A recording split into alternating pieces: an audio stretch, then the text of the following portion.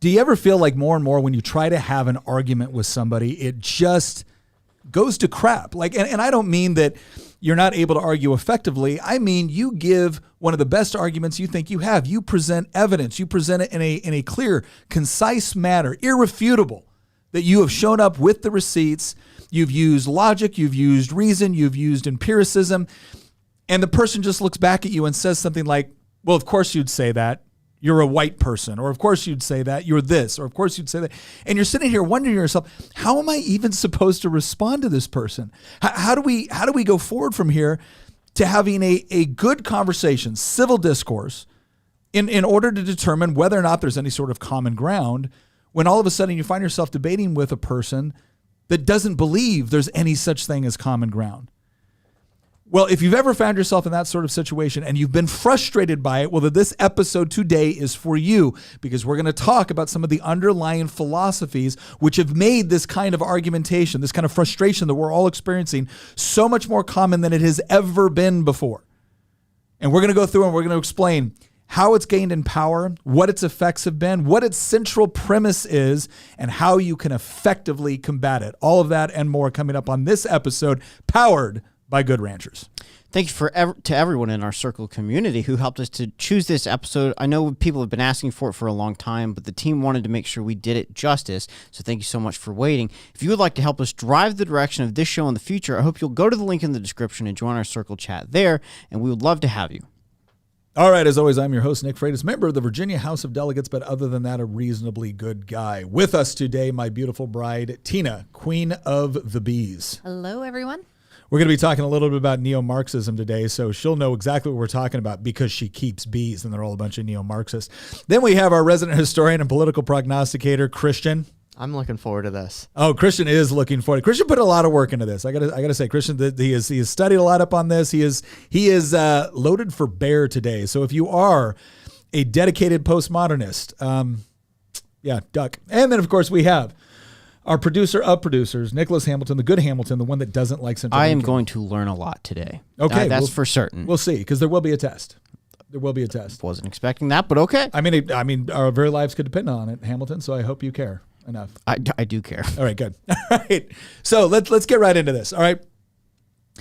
So if you've experienced kind of what I described in the intro here, and you're wondering, how did this come about?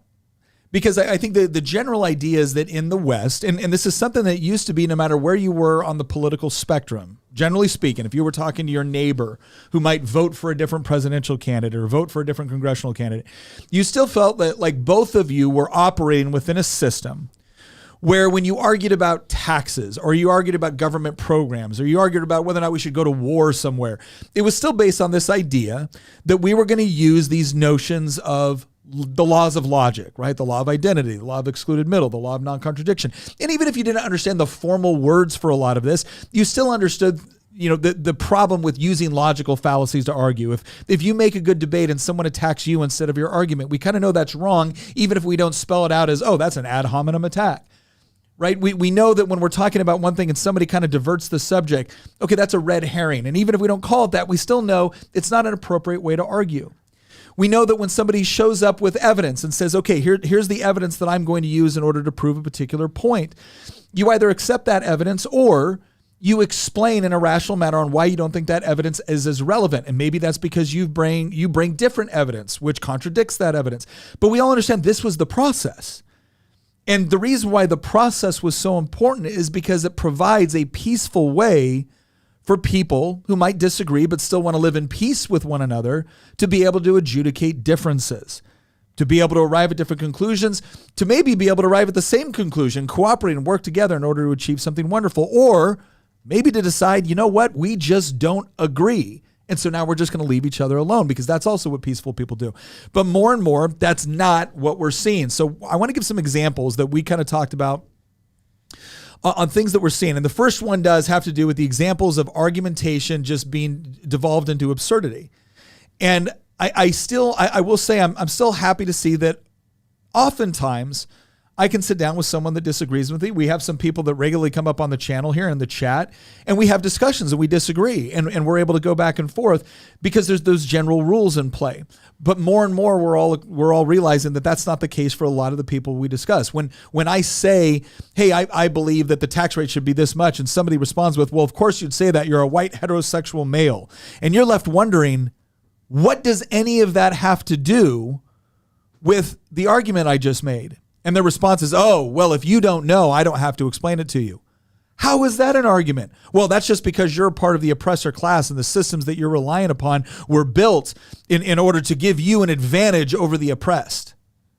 And the moment you ask for evidence of that, they say you asking for evidence is proof that their conclusion is accurate.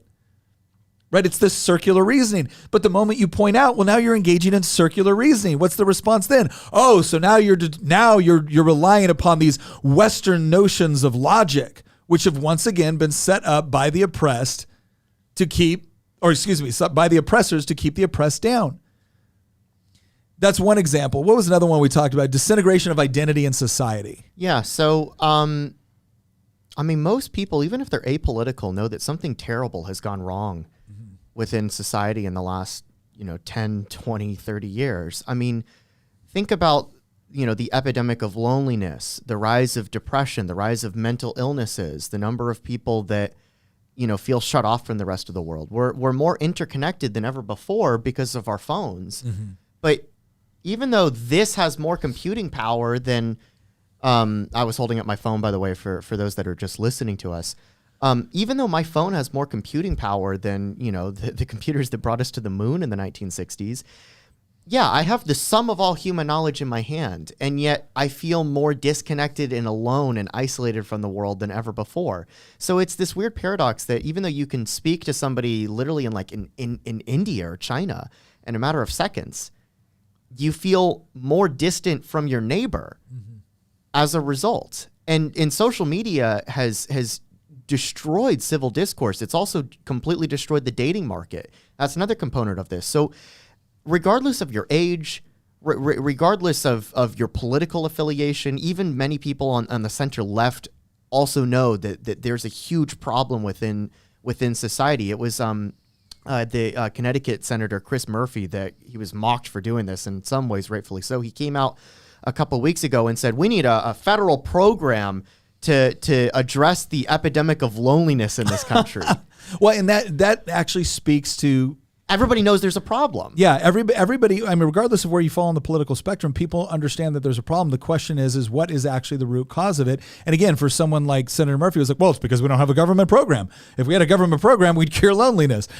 And I think that disintegration so when we look at social media, obviously we're using social media right now, and we believe we're using it for a good purpose and a useful purpose.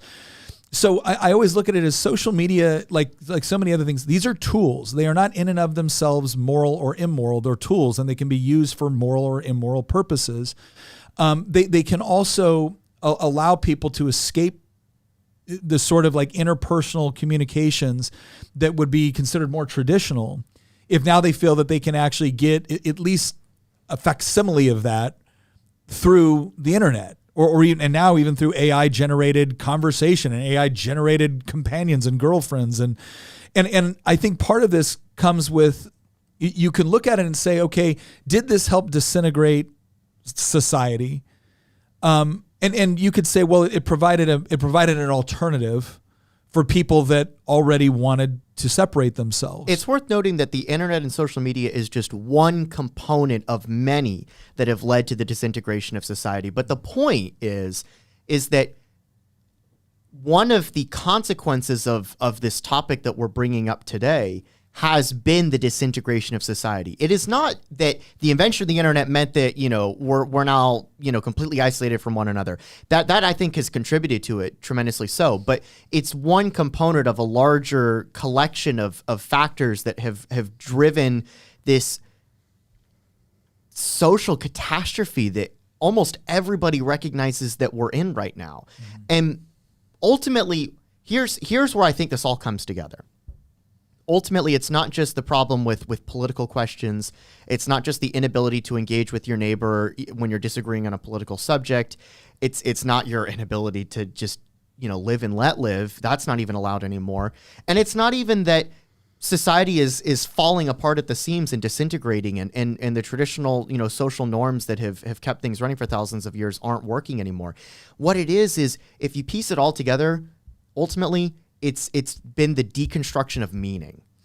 So I think that, so there was a couple points. I mean, we've talked about kind of disintegration of argumentation. We've talked about disintegration of society. I think identity is another one that's critical. I think it used to be that people people had certain identity points that were a given.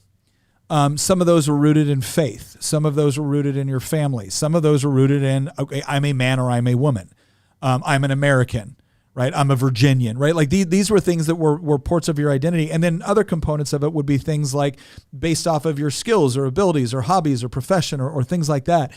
And I feel like we're at a point right now where people are questioning the fundamental nature of their identity in opposition to reality, in opposition to objective reality in a way they've never done before.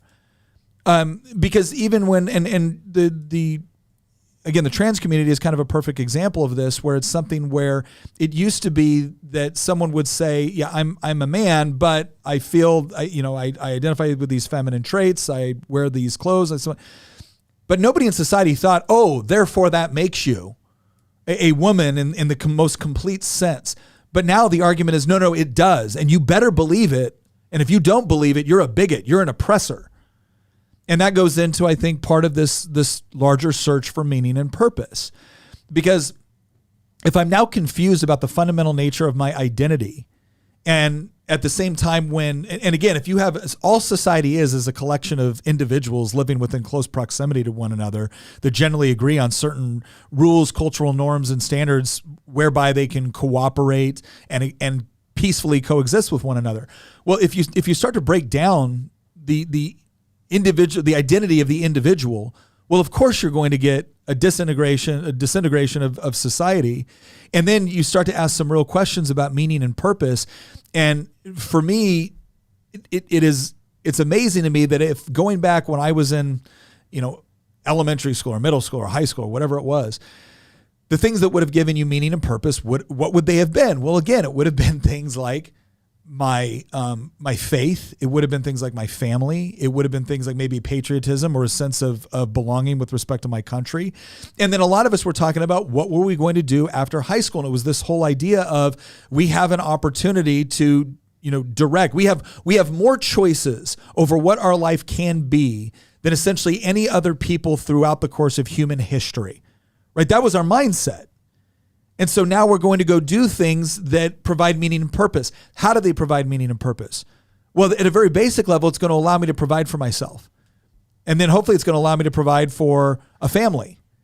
And then hopefully I'm also going to get some sort of meaning out of what it is I'm doing because I'm providing some sort of good or service which is beneficial to other people. Like there's meaning just in the transaction because I know I'm doing something that other people value. Why? Because they come and voluntarily engage in transactions with me. And so all of that provided like a basic framework so where I could get up in the morning and even if I was upset with my job that day, even if I had a hard day or whatnot, you come home, you see your family, you see your kids, and a home you could provide and things like there was meaning in that. There was meaning and purpose in that. And all of that's disappearing now. I think it is. I think so many people now aren't married, don't have kids. And they get their meaning and purpose don't have a home. From activism. It's active. And what is the activism?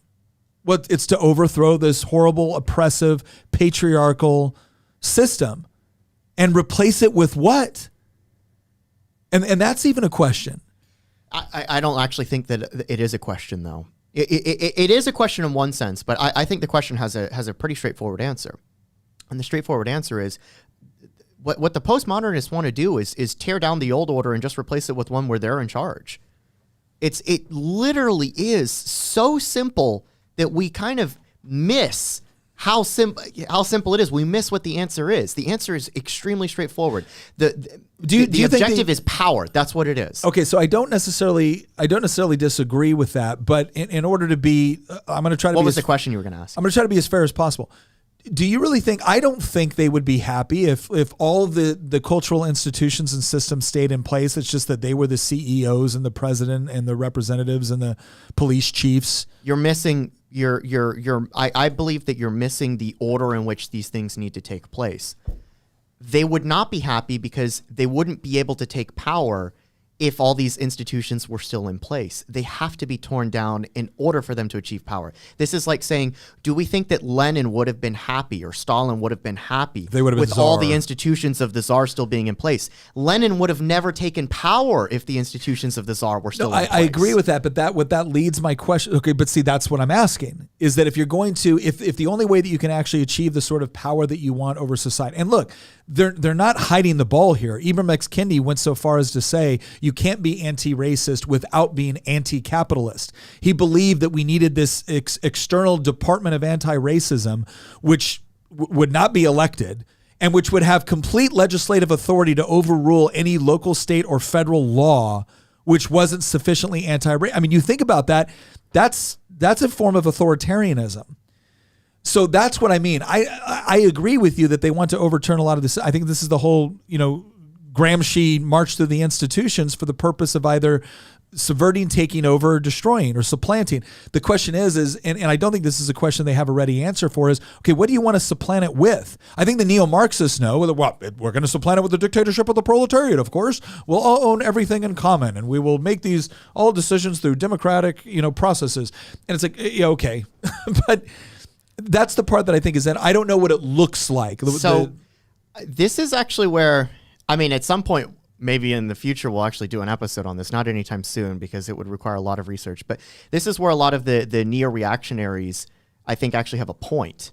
So people like Curtis Yarvin and Nick Land, the two people that are most associated with this movement, it's not necessarily a prescription of here's the solution, although some of them do have solutions, but it's more of a mindset that you use in order to understand why some of these things are happening. And the neo-reactionaries would tell you that these institutions, you can call them I think Yarvin calls it the cathedral. A lot of people call it the Leviathan. I like the word Leviathan. But the point is that these things always move to the left, right? Mm-hmm. And the reason that they always move to the left is because, quite frankly, the left has constructed a coalition whose dependence for power relies on tearing down these institutions. Mm-hmm. It's not just because they think that these institutions are patriarchal or upholding white supremacy or anything like that. It's that they have to be torn down in order for their coalition to work, because they have built their coalition off of people whose the whole way that they obtain power is by going to people and say, vote for us and we will give you political power that you otherwise would not have. This is why, quite frankly, the worse off a person or a group acts, the more the left loves them. Yeah.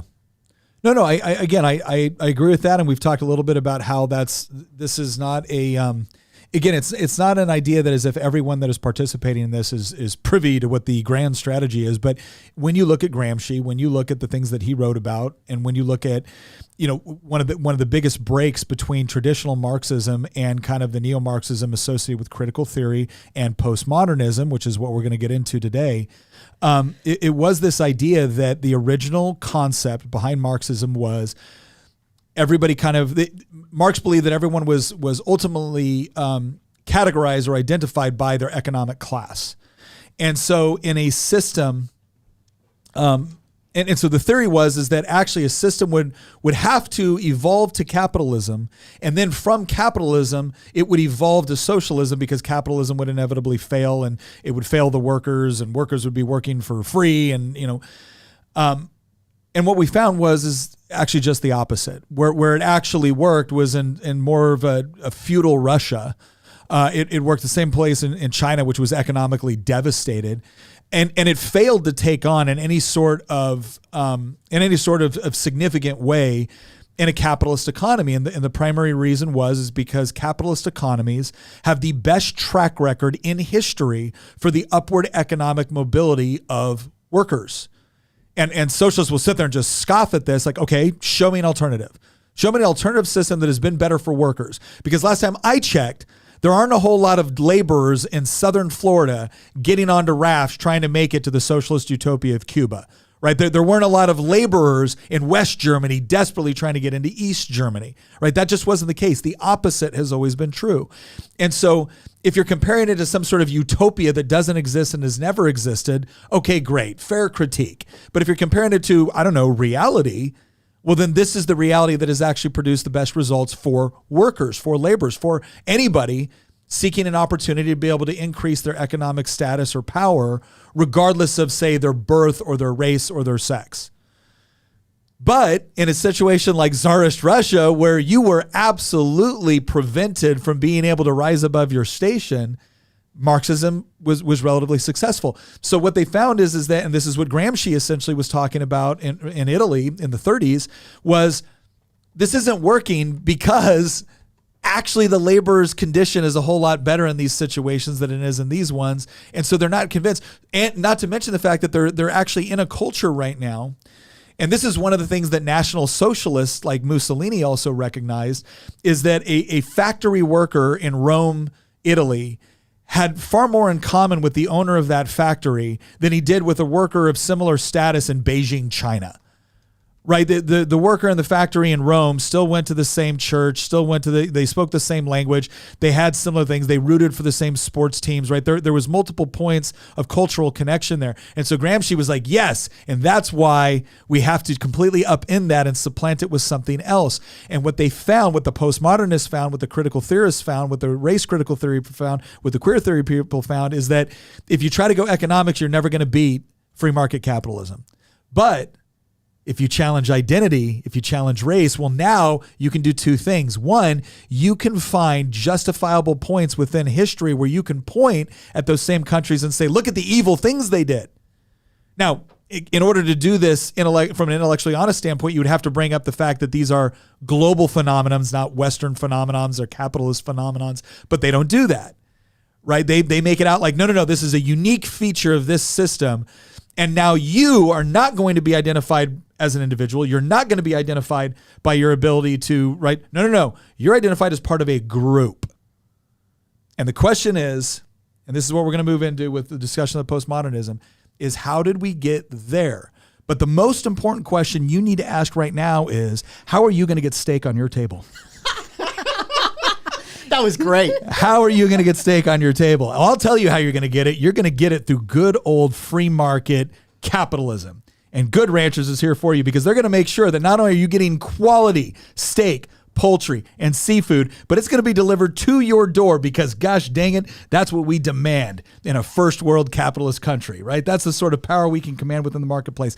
So you're going to make sure that you are not dependent upon supply chains that aren't controlled by our country, aren't controlled by a company you don't trust. With Good Ranchers, you're going to get American-raised beef, poultry, you're going to get seafood, you're going to get all of that delivered directly to your door. They've got a number of packages that you can use. And if you go to the link in our page and you use promo code Nick, you can not only get some of the best quality meat you will ever taste, but you're going to get it for $30 off and with free shipping.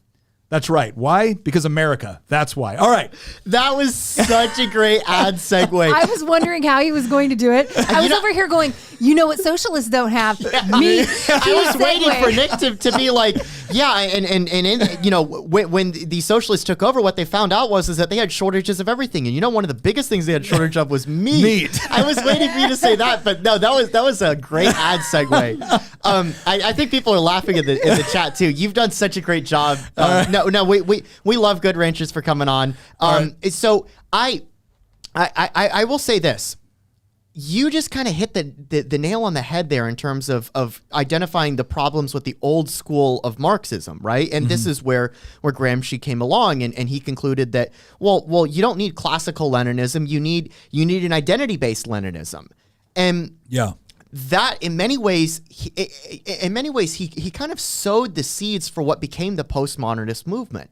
And the reason that this is so important, and I mean, the reason that we're doing an episode on this is because, quite frankly, a lot of people know what the symptoms of the problem are. They're going out there and, you know, in their lives, and they're seeing like there's something, like I said at the beginning of this episode, something has gone horribly wrong.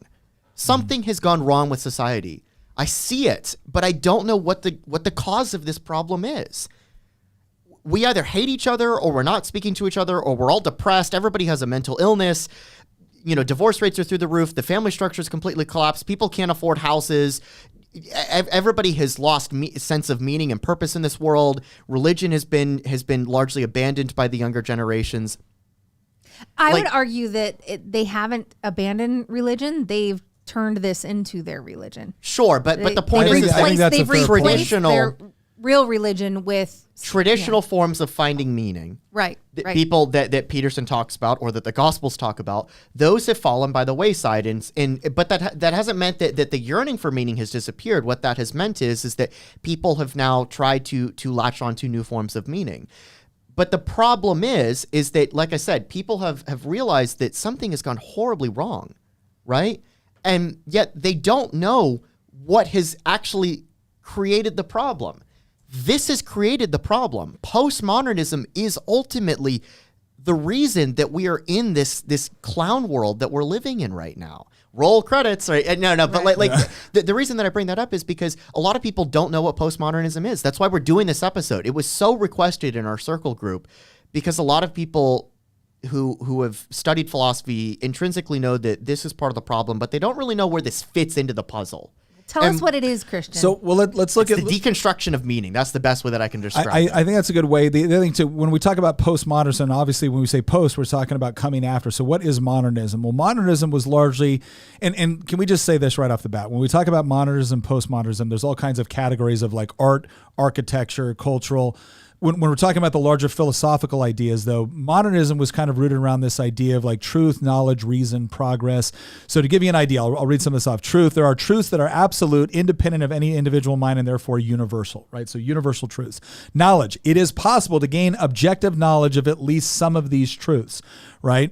Reason is the best way to achieve and justify this knowledge and progress. Humans can better their position by acting rationally in response to objective knowledge.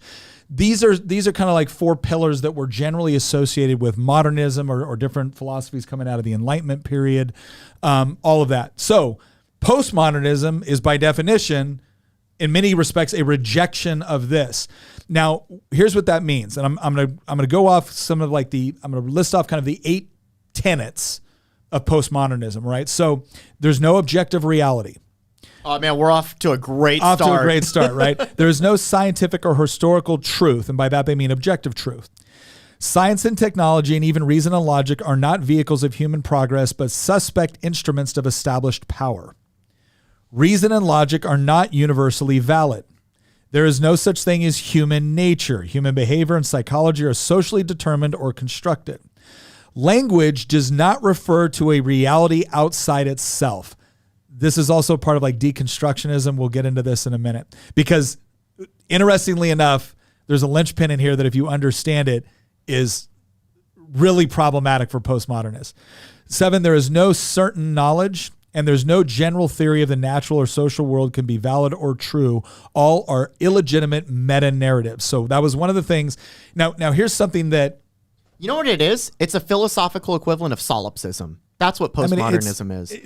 I think it's very nihilistic ultimately. Here's the reason it is very nihilistic. Here's the reason that I say it's solipsistic in nature. Solipsism is this idea that there are no minds but your own mind, right? Yeah. And a huge hurdle with philosophy traditionally has been how do you argue your way out of solipsism? Because ultimately solipsism actually you can't refute it, right? I cannot prove to you that I exist. Mm-hmm. And that I'm not just the figment of your own imagination. And postmodernism is, in many ways, an ultra-solipsistic worldview in the sense that it rejects an ultimate reality, right? The idea that there is something that's actually there. And by the way, that thing doesn't have to be physical, right? So I'm not arguing from like a materialistic standpoint, but the argument that there is still an ultimate reality. It rejects the idea that there's an ultimate truth, right? Not my truth, not your truth, but the truth, right? It rejects the scientific method in favor of meta-narratives, right? It's oh, well, data and evidence, that can't hold a candle to my lived experience. Yeah. Right. And so this is why I say that it's solipsistic in nature. And it thus carries all of the negative connotations that are associated with solipsism, in the sense that solipsism leads you to a black hole. It's a dead end philosophically. Well, likewise, postmodernism leads you to it. You know what it leads you to? It leads you to the zombie apocalypse. Philosophically, it leads you to people. Well, now I'm interested. No, it leads to the social norms breaking down. People end up turning on each other, hating each other. Well, wait, we're getting a little far. Explains why we have such. I mean, as we're going through this, you can just look one by one at everything that has become twisted in our society as a result of this permeating under the surface, especially in academia. Right. And so we wonder why the murder rates are as high as they are. We wonder why kids go and shoot up the school. But we're sitting there telling them that reality only exists in your mind, and it's whatever you say. Here's what I want. I want to try to be fair about this, right? Because let's be honest about something. If this were just as on the face absurd and stupid as it kind of, I think, appears to someone that believes the way that we do, it probably wouldn't have gained in popularity to the extent that it has. So we have to ask ourselves the question, why would certain things, which seem so like on its face false, why would it have gained in popularity? And one of the things that you'll hear Jordan Peterson, you'll hear other people talk about with respect to postmodernism, who are not friends of postmodernism, but they will say that there were certain things that postmodernists got right. That's actually true. And so this is the part that we need to unpack before we go and kind of like a point by point critique of these features. Do you think that hedonism has anything to do with it, though? The whole, if it feels good, do it. No, I do. There's two components to postmodernism, and Nick, interrupt me or correct me if I'm wrong. I think that what you're saying is that there's a side of postmodernism that is, there's a video that I actually showed you a few months ago where this guy tried to say there's the old French philosopher postmodernism, and then there's the political activist radical postmodernism. The old philosophical French postmodernism also had problems, but to be fair, to give the devil its due, they were trying to identify legitimate critiques that you could make. So an example could be, trying to identify a way that, addressing a problem from this standpoint might not work for somebody that's disabled, right? And so critiquing some of these intrinsic, beliefs that people might immediately come to can in some ways have uses, right? When you're trying to think about things from a perspective that you might not usually think about. And I think that's what some of these old French philosophers within postmodernism were trying to do. The problem is that A, they went way too far with it. It makes sense to question authority to a degree, but there's a difference between questioning authority and rejecting reality. Right? No, I agree. And correct me if I'm wrong. No. I think that's there. Here's what I'll say. What I think many postmodernists were looking at was the fact that at the same time that, let's just say the West, because this really has become a critique of Western thought and systems of thought. At the same time that was going on, the postmodernists, who we're going to talk about it later, but it's like Lyotard, Foucault, Derrida, like all these people, they were very far on the left. They were all sympathetic toward Marx on some level or another. They were all fairly hostile toward traditional like Christianity, fairly hostile toward free market capitalism. And so if you look at it from that lens, right, and you're saying, okay, well, the West is talking about how great they are because look at this, they're rich and they're powerful, but they've got all these colonial powers. Oh, capitalism's working great. Is it working great for your colony over there that's suffering? Oh, yeah, American capitalism's working great. Is it working for the people that are not allowed to sit at certain lunch tables or drink from certain water fountains based off of the color of their skin? Right? So part of what they were challenging was this notion that we were that when it came to truth or when it came to knowledge or when it came to progress or things like that, was that they were suggesting that what was really taking place is that a particular system had been set up that was benefiting, arguably a lot of people. And therefore, that was the best system. And they were coming back, well, wait a second, there's problems over here, there's problems over here. What about this over here? What about this poverty? What about that? You're really telling me that, you're living, and you see this, right? You see this argument replicated in the United States all the time. You'll talk about how wealthy the United States is. Oh, really? You're going to say the United States is wealthy when there's kids going to bed hungry at night in this country?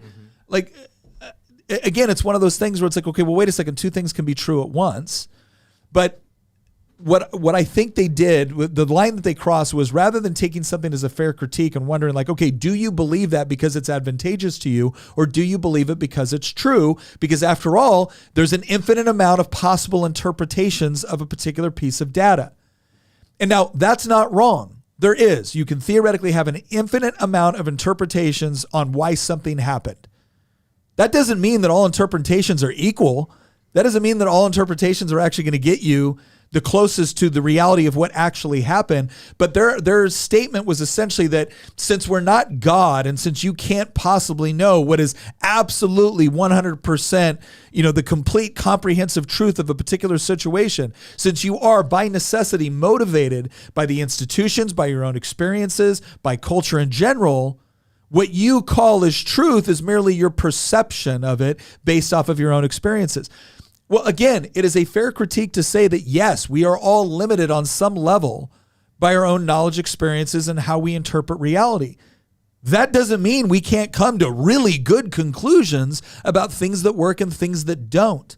But if you think about this through the lens of someone that is potentially politically motivated by, again, wanting a particular political outcome, wanting a particular social outcome, this becomes an incredibly easy argument to make for two reasons. One, if you're comparing society now based off of some sort of utopia that's never existed, you've always got an ample source of failures and critiques that you can point to. Secondly, if there's no such thing as objective truth, right? If there's no such, well, then who gets to create reality? This is why I said earlier that ultimately what these people want is power.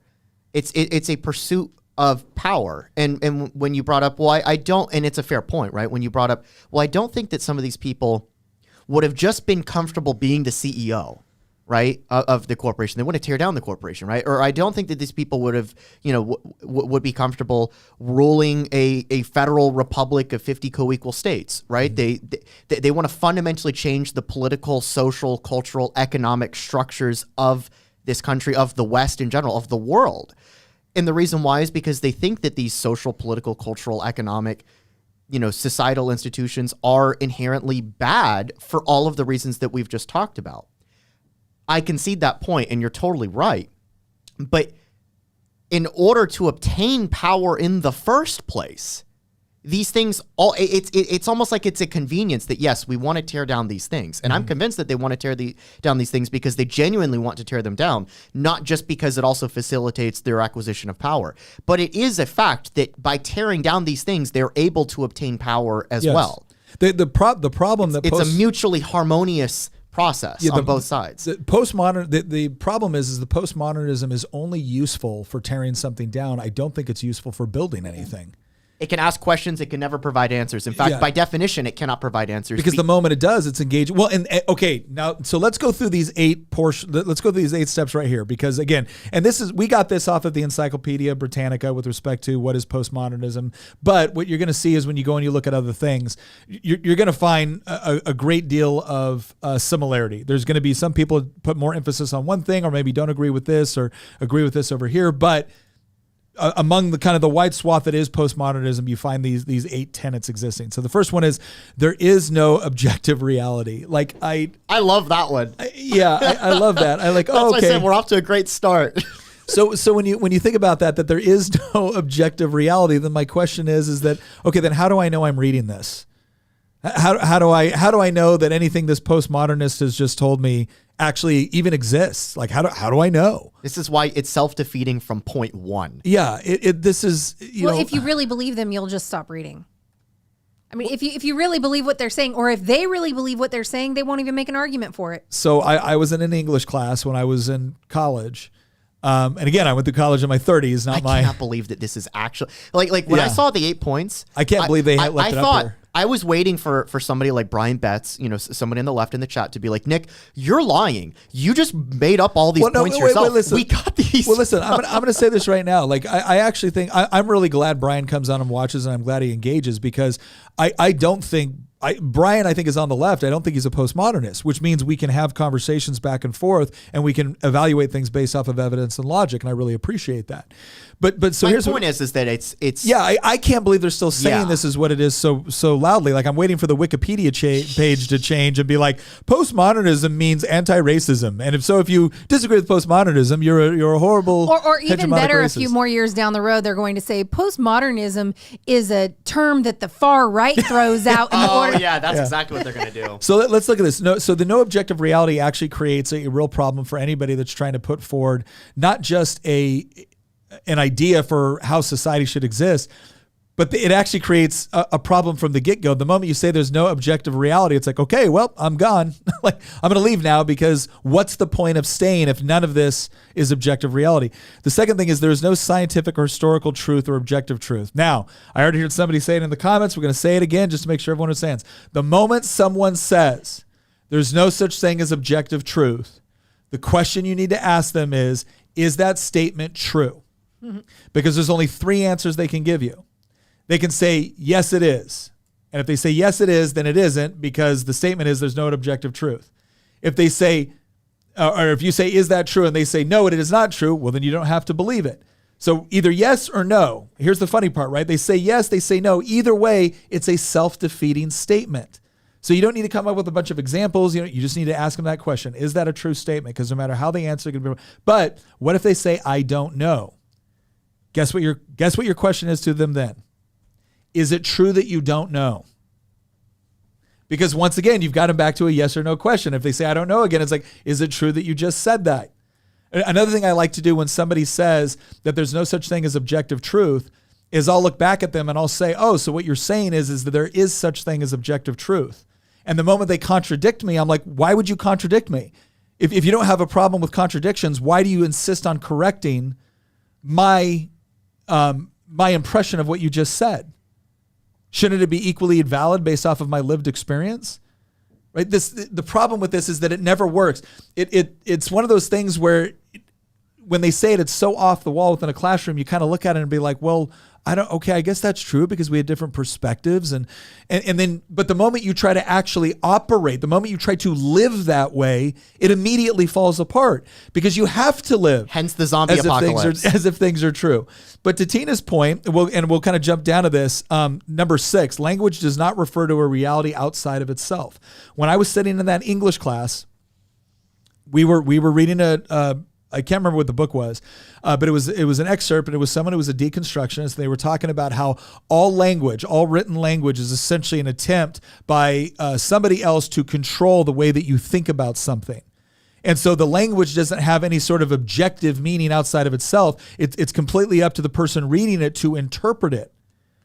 And the interesting part of that is when our professor was asking us what we thought about that, my first question was, does what this author wrote apply to him as well? Think about that. If the author has written down all language, right? All written language is an attempt by the author to impose their will on you through the written word, right? With the implication being this is a bad thing that we shouldn't fall for. Does it apply to the guy that just wrote that? And the professor said, well, yeah, that does pose a problem. I'm like, no, it doesn't pose a problem. It destroys it. Because if that's true, well, then I should immediately stop reading what this guy is saying. Because again, his whole implication was you need to really look out for anybody that's writing this down or anybody that's using language to try to. No, for language to work, it has to have objective meaning, which actually applies. Now, does that mean people can have different perspective on words? Yes. Does that mean that people can use words in a way where it means one thing in one context and another thing in another context? Yes, but you'll notice that every way we talk about that, there's always context. There's always something else that explains why that word means something else within a different environment. It doesn't mean that the word itself has no objective meaning, right? Again, the way you know postmodernists don't believe this is they write books. They write books on postmodernism. They write books on deconstructionism. They have entire college courses dedicated to something that they've just told you can't provide any mechanism for objective reality or objective truth, and anything that they write down and tell you has, again, language does not refer to any reality outside of itself. But then they'll totally put their pronouns in their bio. Yeah. All right, let's look at this one. Let me see. Number 3, science and technology and even reason and logic are not vehicles of human progress, but suspect instruments of established power. Now, I want to talk about this real quick. So science is a vehicle, not for a vehicle for human progress, but suspect instruments of established power. How many people right now on the right have gotten very, very skeptical of follow the science? Right? So this is one of those areas where you can look at something and say, okay, was postmodernism onto something? And I would argue this is a categorical problem. It's not that reason or logic, science or technology is the problem, but someone can utilize science. They can manipulate the data. They can manipulate it, or they can call what they're doing science, when in reality, science is merely a process. Like I had a reporter come up to me once and ask me about masks. And wasn't I concerned about X, Y, or Z or so? I said, well, look, I think that the preponderance of evidence that we have at this point actually suggests that masks may be not as useful as they were advertised. And he goes, well, don't you think we should follow the science on this? I'm like, what do you mean by that? And he kind of looked at me confused. I said, okay, let's break it down. Define science for me. And he couldn't do it. So the thing he was absolutely certain that we were supposed to be following, he couldn't even define. And I said, look, just on basic terms, science is a process. It's a system that we use for coming up with ideas, conducting experiments, researching notes, sharing our results in order to make decisions about observable reality that we can experiment with and things like that. That's what it is. It's a process. That's your understanding of science, but actually, as we all know, Dr. Fauci is the science. Well, okay? the science owes Rand Paul a huge apology. But the reason why I bring all of this up, though, is to point out that the postmodernists might be able to look at something like this and say, well, look, aren't you guys questioning the science? Aren't you guys acknowledging that science was used by people in power as a tool in which to manipulate the population? And the answer we would come up with is like, yes.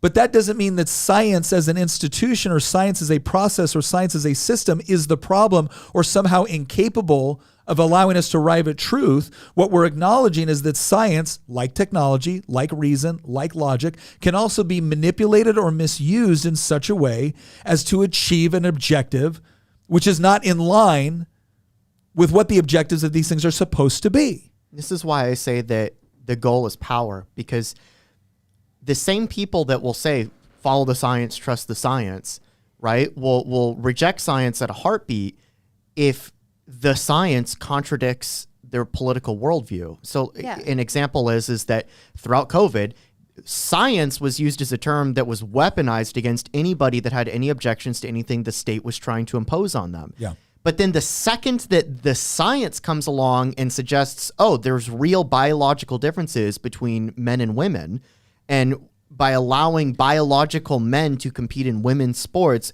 we are placing women at a competitive disadvantage that the average woman will never be able to overcome because of the, again, biological differences between men and women related to things like bone structure and stuff like that. Suddenly, the science is now a tool of the, cisgender, heteronormative, white patriarchy. You can apply the same thing to when life begins.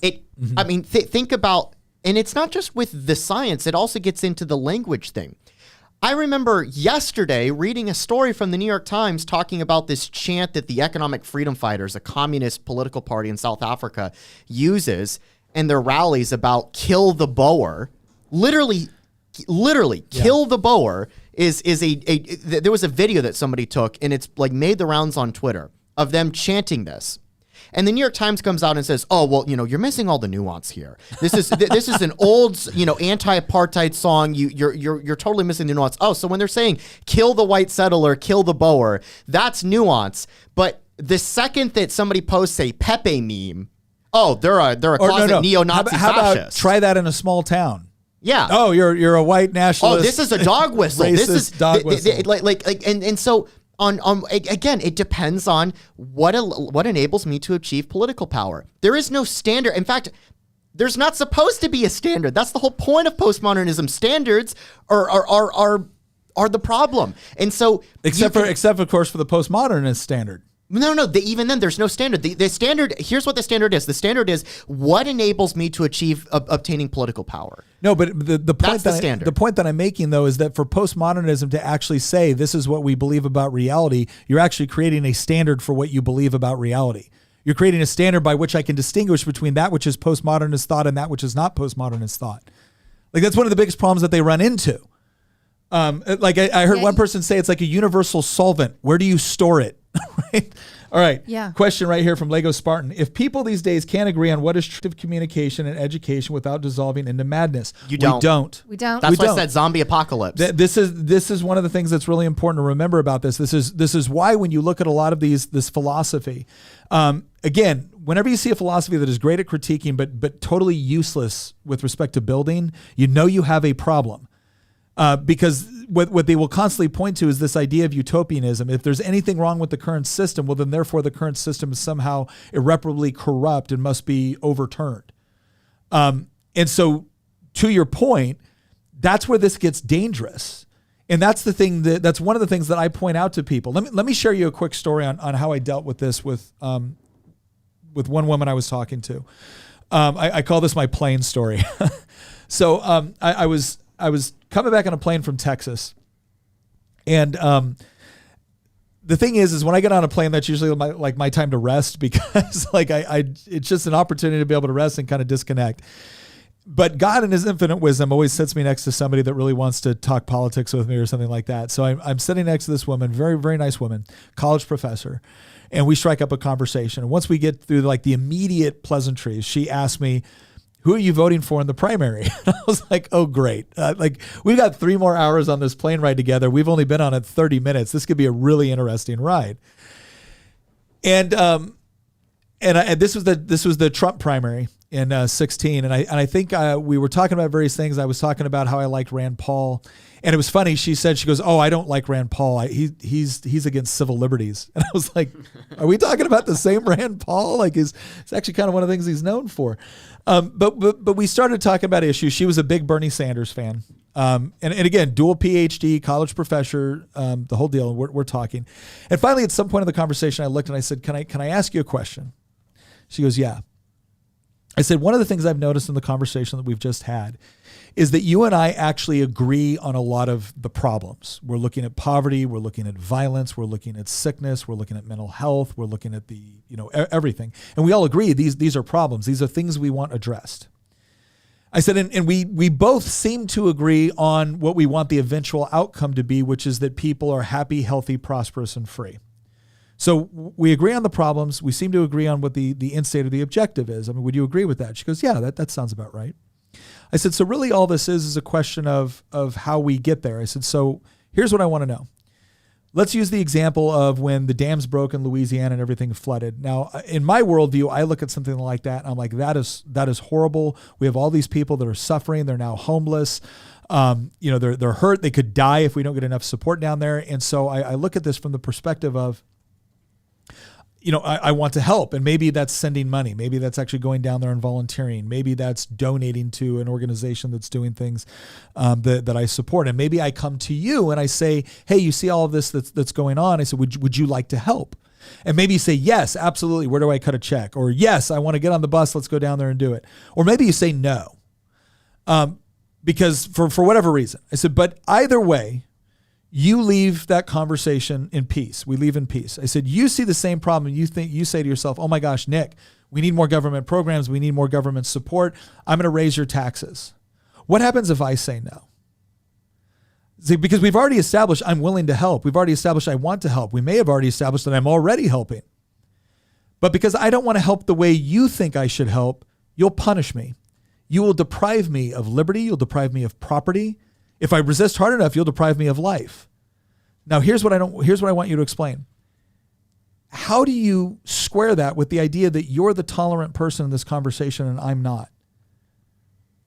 when in reality, you're actually far more likely to use violence against me to get what you want than I am against you. And she stopped for a moment. She said, I've never thought of it that way before. And she actually asked me for my card. Like, we actually had an email conversation after that plane. Now, I'm not saying she was no longer, progressive or whatever else. But the point is that when you have a mechanism where two people can actually agree on certain standards for conversation and civil discourse, you can have a peaceful and meaningful conversation, even if at the end of it you don't agree. My point that I was trying to show her is that she was far more willing to use violence and coercion to get what she wanted in order to solve a problem than I was.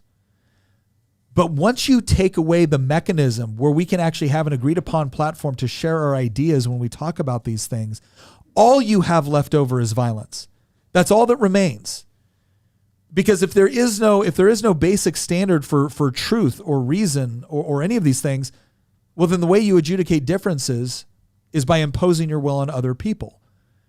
And that's why I think so many of us are concerned with the direction that progressivism is going with this postmodernism as a central tenet of its philosophy seems to be based off of this idea that we're going to take power because we have a right to take power because we're the oppressed, you're the oppressor. You deserve to feel pain. You deserve to have what you've exploited from others. What you've gotten through the exploitation of, you deserve to have that confiscated and redistributed. And you know who will be the best person to decide how that redistribution takes place? Us. Because we're the oppressors and we're the oppressed and we're operating off of our lived experience and we have the moral authority, even though there's no such thing as moral authority, in order to carry this out. And at some level, if you can't convince somebody that, well, no, this isn't a good way to think about this, well, then you're going to end up with violence. That was a really long answer to your question. There's a quote from Bastiat, not in the chat, like an actual quote from Frederick Bastiat that I think gets to the heart of what you were just saying, Nick. And it's one of my favorite quotes that he ever wrote when he wrote The Law. And he said, instead of rooting out the injustices found in society, he's referring to what I would argue became the postmodernists. Yeah.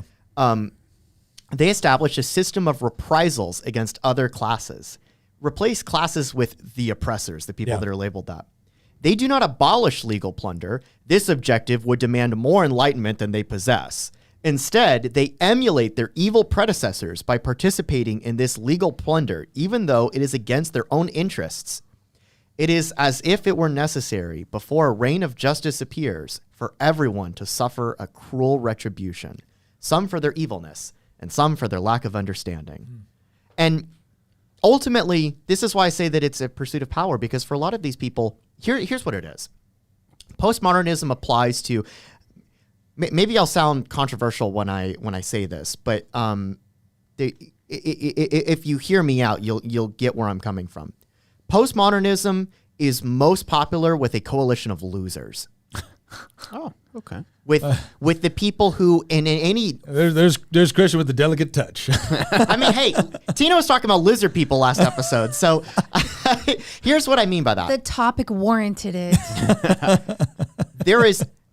In a healthy, functioning society, there's some people that would naturally rise to the top because of their own talents, right? Like in a meritocracy, people that can come up with the best inventions and products and services and more efficient ways of doing things, they will rise to the top and they will end up, becoming the CEOs. They will become the political leaders. Hopefully, the political leaders won't be doing a whole lot because it'll be done through the private sector. And the people that are the most creative, the most hardworking, the most intelligent, the most compassionate, those are the ones that will rise to the top in society.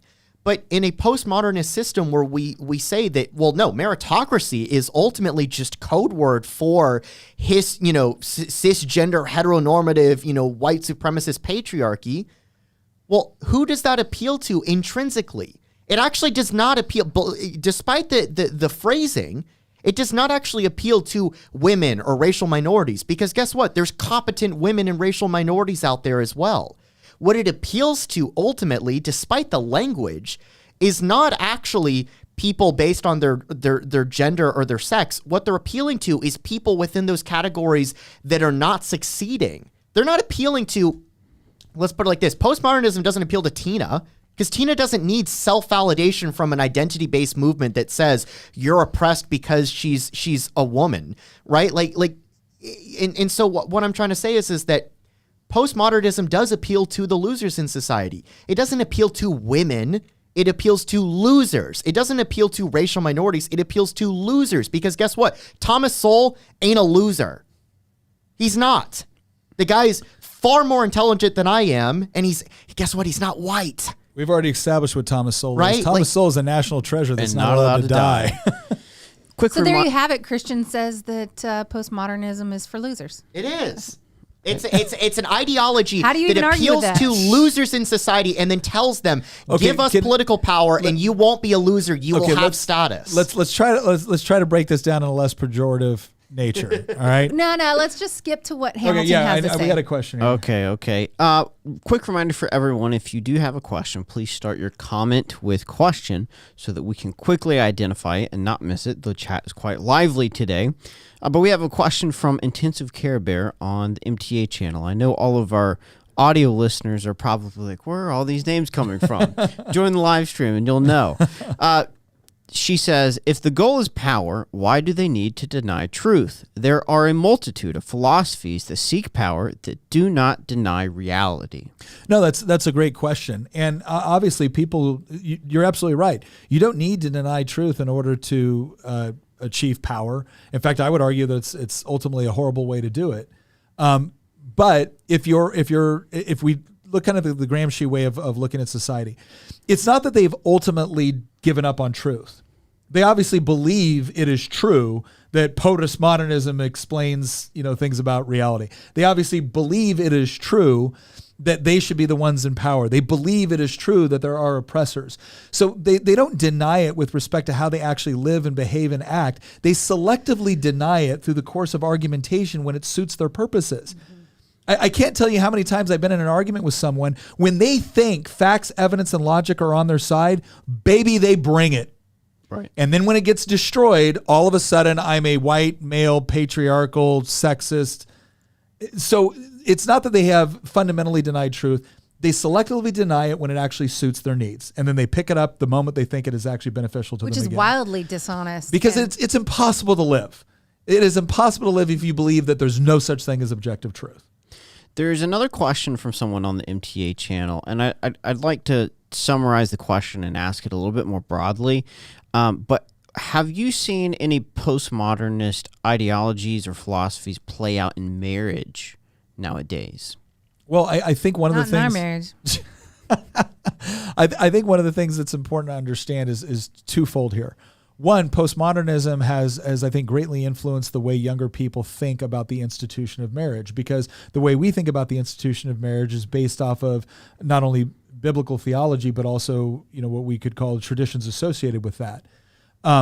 However, if you genuinely believe there's no such thing as absolute truth, if you genuinely believe that institutions such as marriage were actually formulated by the patriarchy in order to keep women in a subservient class to men, well, then one, that's going to influence whether you get married in the first place. Two, if you do decide to get married, you're probably going to get married under circumstances where you are absolutely dedicated to the notion that your husband is not going to stick you in this, patriarchal hellhole they call traditional marriage. You're going to have whatever it is. And so that influences things like open marriages, which I Polyamory. polyamory and all these other, but it also explains why there's such a push to redefine marriage to the point where it has, very, very little objective meaning other than it's, I guess, a social construct between two people that the state recognizes. Well, they said for the longest time it's just a piece of paper, and they have tried to reduce it down to just a piece of paper.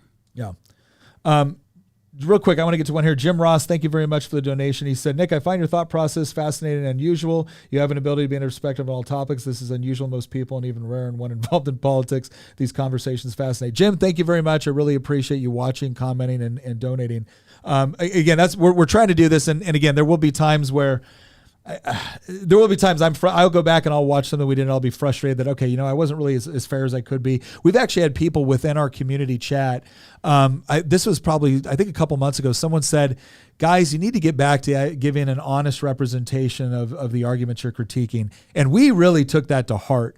So I really appreciate the comment, and hopefully we are doing a good job here. I mean, I probably wasn't when I said that the left has assembled a coalition of losers, but well, let me get back to that, because I did want to answer that. I think that's pretty dang honest. Okay, let me play devil's advocate. I win. Tina's on my side. let me. Well, somebody in the comment did have a question. They asked whether or not Tina was actually a part of the lizard people. I'll get to the bottom of that later. Anyway. Oh, that sounded weird. So here's what we're gonna say. Here's what I'm gonna say. All right, let's not use the term. Let's not use the pejorative term losers. Sure. Let's do another one. Because Outcasts. how about we say this? Because But who gets to define depressed? I'm gonna get to that if you just stop for a second there. Jeez, Hoss. All right. He's going into straight Viking mode. All right. Has anybody seen the AI version of Christian? We're gonna show the AI version of Christian at one point. All right, Not listen. in this episode. Anyways, the postmodernists would say no. What we're doing is we're helping people. We're helping people that have been disaffected by the current system to understand that it's not their fault that they've been disaffected by the current system. It was actually built up in order to hold them down. Now think about this. If you're viewing that theory or that idea through the lens of someone that was legitimately oppressed, again, you can talk about slavery in the West. You can look at that and be like, I can understand why they would find that a very appealing theory, because it's not so esoteric at this point. Now it's something where, no, there's a law on the books which says I can be reduced to chattel slavery. This system is not working for me. What I find so interesting about Frederick Douglass is Frederick Douglass wrote it was like a letter to I forgot what it was, but basically it was how the slave sees the 4th of July. What to a slave is the 4th of July. Yeah, what to a slave is the 4th of July. The left loves that speech. Because they misunderstand it. And what he was doing there, because they think Frederick Douglass was showing what a sham the American founding was. And that isn't what he was doing. What he was actually doing is like, you guys are not living up to your own values. He was able to use the values enshrined within the Declaration of Independence in order to point to Americans and say, how can you say you believe this when this is going on? That's the exact opposite of postmodern. He was not at all a postmodernist. He was an idealist in the American sense. So the point that I'm trying to say here is that if you're someone that found themselves in a situation through no fault of your own, and through some cases through legal codes at a disadvantage within society, well, then somebody coming and presenting to you a worldview which demonstrates that everything that people are using, even inappropriately or inaccurately using, to hold you down is not justifiable. And it's not justifiable because it's holding you down. And it's not justifiable because there's no such thing as objective truth. The problem with it is that, again, it's a universal solvent. Where do you keep it, right? It disintegrates everything. Because if there is no objective truth, then what's the problem with oppressing people? That's such a great analogy. I just realized that is such a great analogy, Nick, when you said it's a universal solvent. It dissolves everything. Yeah. Hang on. Yeah. Because that gets to what we were talking about earlier in this show, right? That like the clown world that we're living in, everything's disintegrated. Yeah. Everything is disintegrated. All the social bonds that have held society together for centuries are falling apart in literally just a couple decades. They're falling by the wayside. They're not even falling by the wayside. They're unraveling. It's because postmodernism is a universal solvent. That's it even that's the funny disintegrates thing. itself. You know what's funny? Right. Postmodernism in some ways works. It's a universal solvent that works. Yeah. That's what makes it so bad. It's not that it doesn't work. It's that it does work. Yeah. If the purpose of something is to actually destroy or disintegrate, and it does a good job destroying or disintegrating, then it's fulfilling its purpose. Now, okay, Bastiat asked a question. He goes, doesn't critical theory position the intellectual well in regards to postmodernism? Well, yeah, I think critical theory is heavily influenced by postmodernism, because one of the things that postmodernism does, and let me see if I can find a thing on here. Okay. Okay, here we go. There's no such thing as human nature. Human behavior and psychology are socially determined or constructed, right? That's point 5. Now, look at what critical theorists have to say about institutions, what they have to say about ideas of equality or things like that. They're saying that human behavior and psychology is socially determined or constructed. They're also saying that all of these different systems that we use in order to try to achieve equality are not only failing to achieve it, but we're actually set up for the purpose of only giving you the illusion of equality while they actually oppressed you. And so when you ask them, well, how do you know that's true, or can you provide the evidence? The evidence that they will oftentimes provide will go into this whole idea of lived experience. And the moment you say, okay, well, I understand you might have lived experience, and that might be what we call anecdotal, but do you have any like objective figures that both of us can look at and analyze? The moment you do that, they will then come out and say, see, you're trying to rely on the system that's been used to oppress. It's like, okay, well, wait a second. There's nothing inherently oppressive about reality or logic or science, unless, of course, you just find reality oppressive, right? Because it obviously does have rules for which you cannot escape. But to suggest that there's no objective data that both of us can look at and come to conclusion, to suggest that the only opinion that matters is the lived experience of the person that claims oppressed status. Okay, again, you've created a situation where your opinions, your thoughts, your ideas are unfalsifiable. There's no mechanism where we can test whether or not they're true. And the moment I ask for that test, you accuse me of using systems of oppression. So it's this circular pattern. They make a truth claim. You question the truth claim, asking for evidence. They tell you that asking for evidence violates their idea that it's their lived experience. You ask them for, okay, well, this is your lived experience, but is there any sort of objective, but logic dictates there be some sort of objective data that we can both look at together. Oh, well, logic is nothing more than a system of the oppressor. And then we go right back to, now you have to believe my truth claim or you're an oppressor. However, you can't flip the entire thing on them and use exactly the same method back on them. No. They will immediately point back to logic. Yeah. Or what they, at that point, they won't necessarily point back to logic. They'll point to your status they'll point to your group status. Your group status as a white whatever, or as a heterosexual whatever, or as a male whatever. That puts you in an oppressor status. This is one of the reasons why I was speaking to a group of concerned parents once, and they were talking about all the stuff that's going on within the classroom. And there was one instance where even Bill Maher brought up the fact that there was a classroom in California where something like 20% of the kids identified as transgender. And he goes, I'm sorry, there's no statistical way that's possible when we look at civilization as a whole. And all these parents kind of gasp that, oh my gosh, I can't believe this happened. I'm like, I'm surprised it's not happening at larger numbers, because if you tell someone that you're an oppressor by virtue of your skin color, your sexual orientation, and your biological sex, if I tell you you're an oppressor by these things, and Christian has one of the best lines here. He goes, this is the concept of original sin just without any redemption, right? Like, if the only way you can move yourself from the oppressor category into the oppressed category, which is the morally superior category in here, you have to claim something. Well, you can't change. We haven't gotten to a point yet where you can change your race, right? We're going to move in that direction eventually. Yeah, but you can change your sexual orientation.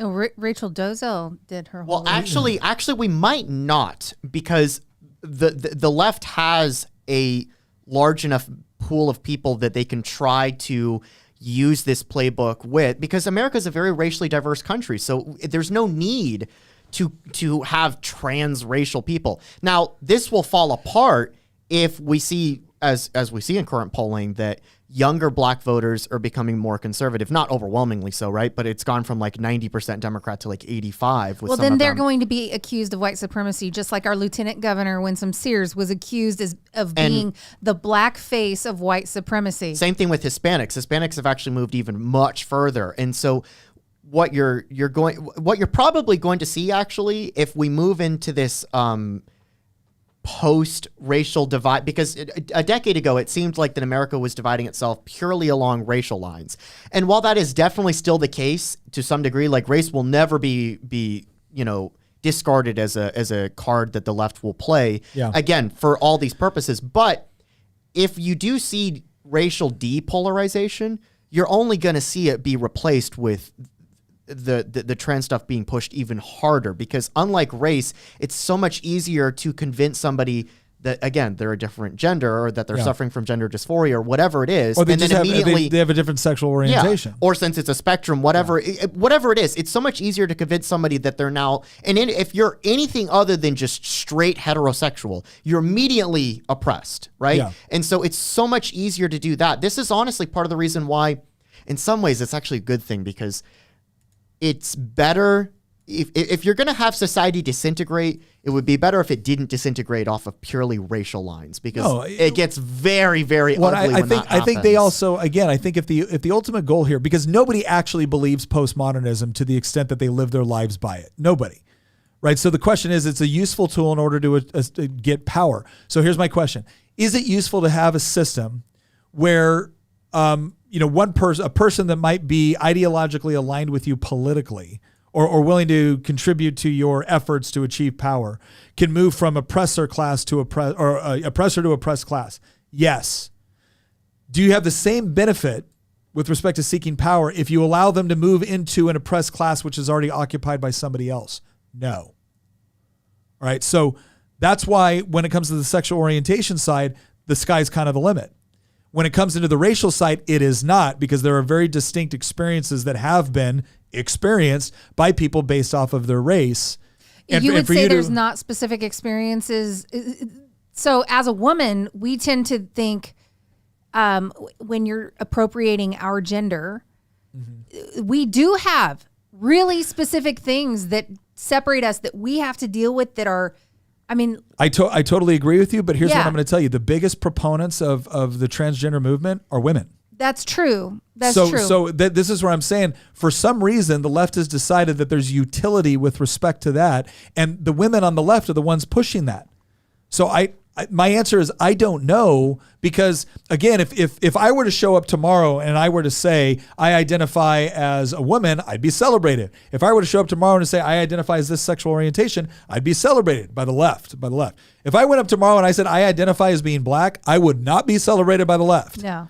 Right? So there's some reason why certain, and I think what this has to do is the very specific history with respect to slavery and the civil rights movement and Jim Crow laws. That's my theory on it. All right, another question. We got some more questions here. Okay. This one is from Psychic. Okay. With the extreme depreciation of respect and trust between groups, what is the incentive to collaborate with these people at any social level? Why should I help in any area of life? Help them in any area. So of life. this is the question. Are you going to give the white pill and I'm going to give the black pill? Go ahead and give the black pill, and I'll give the You white should pill. not help them. Oh, There's the black pill. No, actually, that's just the truth. No, seriously. I said this before. Why should I help somebody that hates me? And then your response is going to be, because Jesus did it. You know what Jesus also did? You know what Jesus do I also get to did? give your black pill Hang too, on, or you hang get on. to give my white pill? Do I get to give your black pill? He walked into the temple, flipped the tables, pulled out a whip, and drove the money changers out of the temple of God. He is more than capable. I didn't realize you get to give a straw man argument for my white pill. That is not a straw man That's argument. a total What I'm straw saying- man hang argument on. for my white pill. No, Here we go. I'm not straw manning you. I'm not straw manning you at all. I'm answering his He's question. straw manning Jesus, honey. No, I'm not straw manning you. Jesus. Okay. I'm Bold sorry. move, I'm Cotton. kidding. Let's see how it works out for him. Okay, let me start this over again. Psychic. You say, with the extreme deprecation of respect and trust between groups, what is the incentive to collaborate with these people at any social level? That's the first question. Yeah. The answer to that first question is very straightforward, and there is none. You eventually get to a point. You know where we're heading? I feel like we're in June 1936 and we're in Spain. Oh gosh. All right, just keep. And here's what I mean by that. We're gonna put a time limit on his black pill moment. You get to a point. I said zombie apocalypse, right? Like, you get to a point where there is no negotiating. You get to a point where there is no coexistence. You get away from certain people who hate your guts and want to either kill you or steal your stuff, because that's ultimately what some of these people want. They hate you. Okay, I don't know what to say. You get away from them. And no, you do not help your enemy. Like the reason conservatives lose is because we keep thinking, oh, we just haven't made a good enough argument to convince these people of how good we are and how we have the solutions to things. At the same time that they're going around and they're burning cities down and they're chanting songs in South Africa about kill the Boer. Like, at some point, you just have to understand that there's some people that hate you. and there's nothing you can do about it. They hate you, and they will murder you if you allow them to get away with it. So no, you don't help people that despise you. You don't help people who brag in their Twitter bios about having mental illnesses, who at the same token think that they should be given political power and wielded over you. I'm sorry, I don't think mentally ill people should be making political decisions about my life. So no, you don't help them. You get away from them. And quite frankly, you prepare for when the social bonds fully unravel, because that's the direction that we're heading. We're heading to a Spain moment. All right, that's the black pill. That's the black pill thing. All right, scroll down here a little bit. Can I just say one thing? Love your enemies is also in the Bible there, So here's it doesn't necessarily mean that you feel love for them. It's that you show love to them. And that doesn't mean that you're helping them along in their pathway into a complete derailment. It's that insofar as it depends on you, if you do come across them in dire need, if their house is burning down, you help them put their house out. I mean, you're showing acts of love in that way. And I don't think you just stand there and watch somebody's house burn just because they don't like you. No. You had yours, my turn now. Because what I don't like is the caricature that, well, Nick's just going to say do it because Jesus said to do it. That's not my argument at all, although that would be a really good argument. The point is, but I don't believe that your caricature of what my example of saying what Christ has done, it is a fair example of it. So here we go. I'm going to read the question again, and then I'm going to answer from my perspective. With the extreme depreciation of respect and trust between groups, what is the incentive to collaborate with these people at any social level? Why should I help them in any area of life? So there's two questions there. One has to do with the collaboration and social level, and one has to do with helping them in any area of life. Here's what I will tell you. We have someone in our community chat that introduced themselves to the community chat by saying, I voted against Nick. And he talked about how he actively worked against me in political campaigns and how he supported other people and things like that. And one of the things he said was, he goes, it wasn't just one thing and it wasn't just something that you did. He goes, but over time and experience and whatnot, I was able to change the way I thought about things. And he was basically showing some appreciation for what we do here. And so here's what I'll tell you. There are some people that are working extra hard to harm you, and I don't believe you have to assist them in harming you. I don't believe you have to assist them in harming society. I don't believe you have to assist them in harming other people. In fact, I think you should proactively work to stop them from doing that. But that's not the same thing as, like Tina said, letting their house burn down around them with their family inside, because you'll show them the consequences of what happens if they don't get on board. Right? Fine, you don't want me around, then I'll just let you burn. There is something to be said for people having to suffer certain consequences of their own decisions. There is also something to be said about the incredible transitive power of someone being shown love, mercy, and grace at a point that really, really hits them. It's transformative. That's what I meant to say. It's transformative. And if you are willing to accept that there's none of that anymore, that too many lines have been crossed, fine.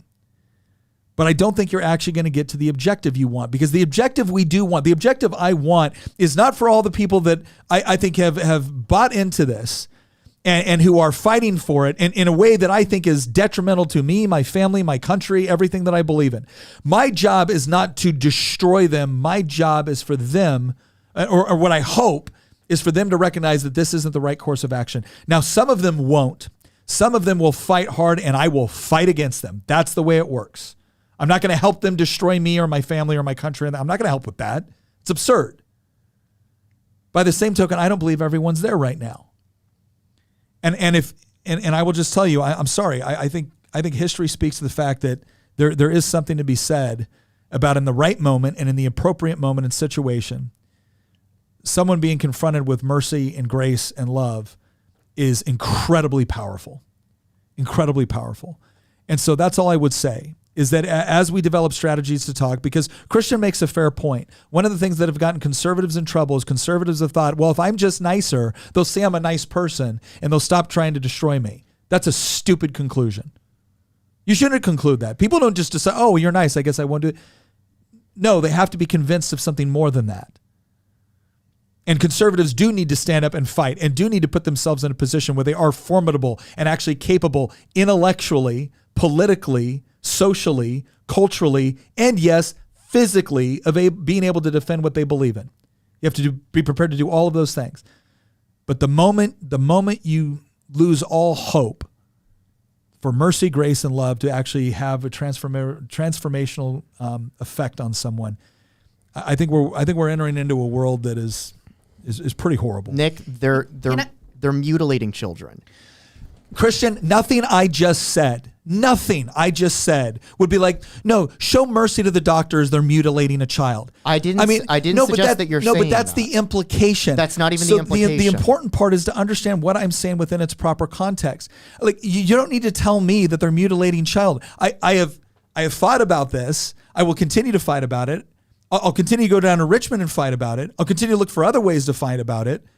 Right. So again, that the person that is actively engaging in that activity is not one I'm trying to cooperate with or show mercy toward as they're committing that act. But what I am saying is that if you have completely taken if you've taken any semblance of reconciliation off the table whatsoever, it's just unconditional surrender or screw you. I'm telling you, I don't know that actually gets you the objective that you want. It might make you feel better about it because I'm pissed. And when I'm mad and when I'm angry, you're right. I don't want to sit there and have a healthy conversation where hopefully I can convince someone to believe the right thing. It's be like, fine, you want to make this about war, you versus me? I got news for you. I'm a lot more used to that fight than you are. And I can make you feel the pain of it. But I will also tell you this. I also know what war is. I don't want it for my neighborhood. I mean, the good news is we're in a very conservative area. But I mean, try that in a small town. All right. I would just encourage everybody to just as a little capping on this, read Romans 12:17 through 21. What does it say? It says, "Do not repay anyone evil for evil. Be careful what you do, that what you do is right in the eyes of everyone. If it is possible, as far as it depends on you, live at peace with everyone. Do not take revenge, my dear friends, but leave room for God's wrath. For it is written, 'It's mine to avenge, I will repay,' says the Lord. On the contrary, if your enemy is hungry, feed him.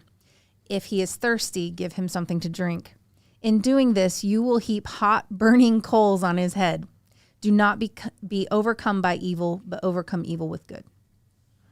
You know, speaking of the Spanish Civil War, there was a famous. That was totally about the Spanish Civil War.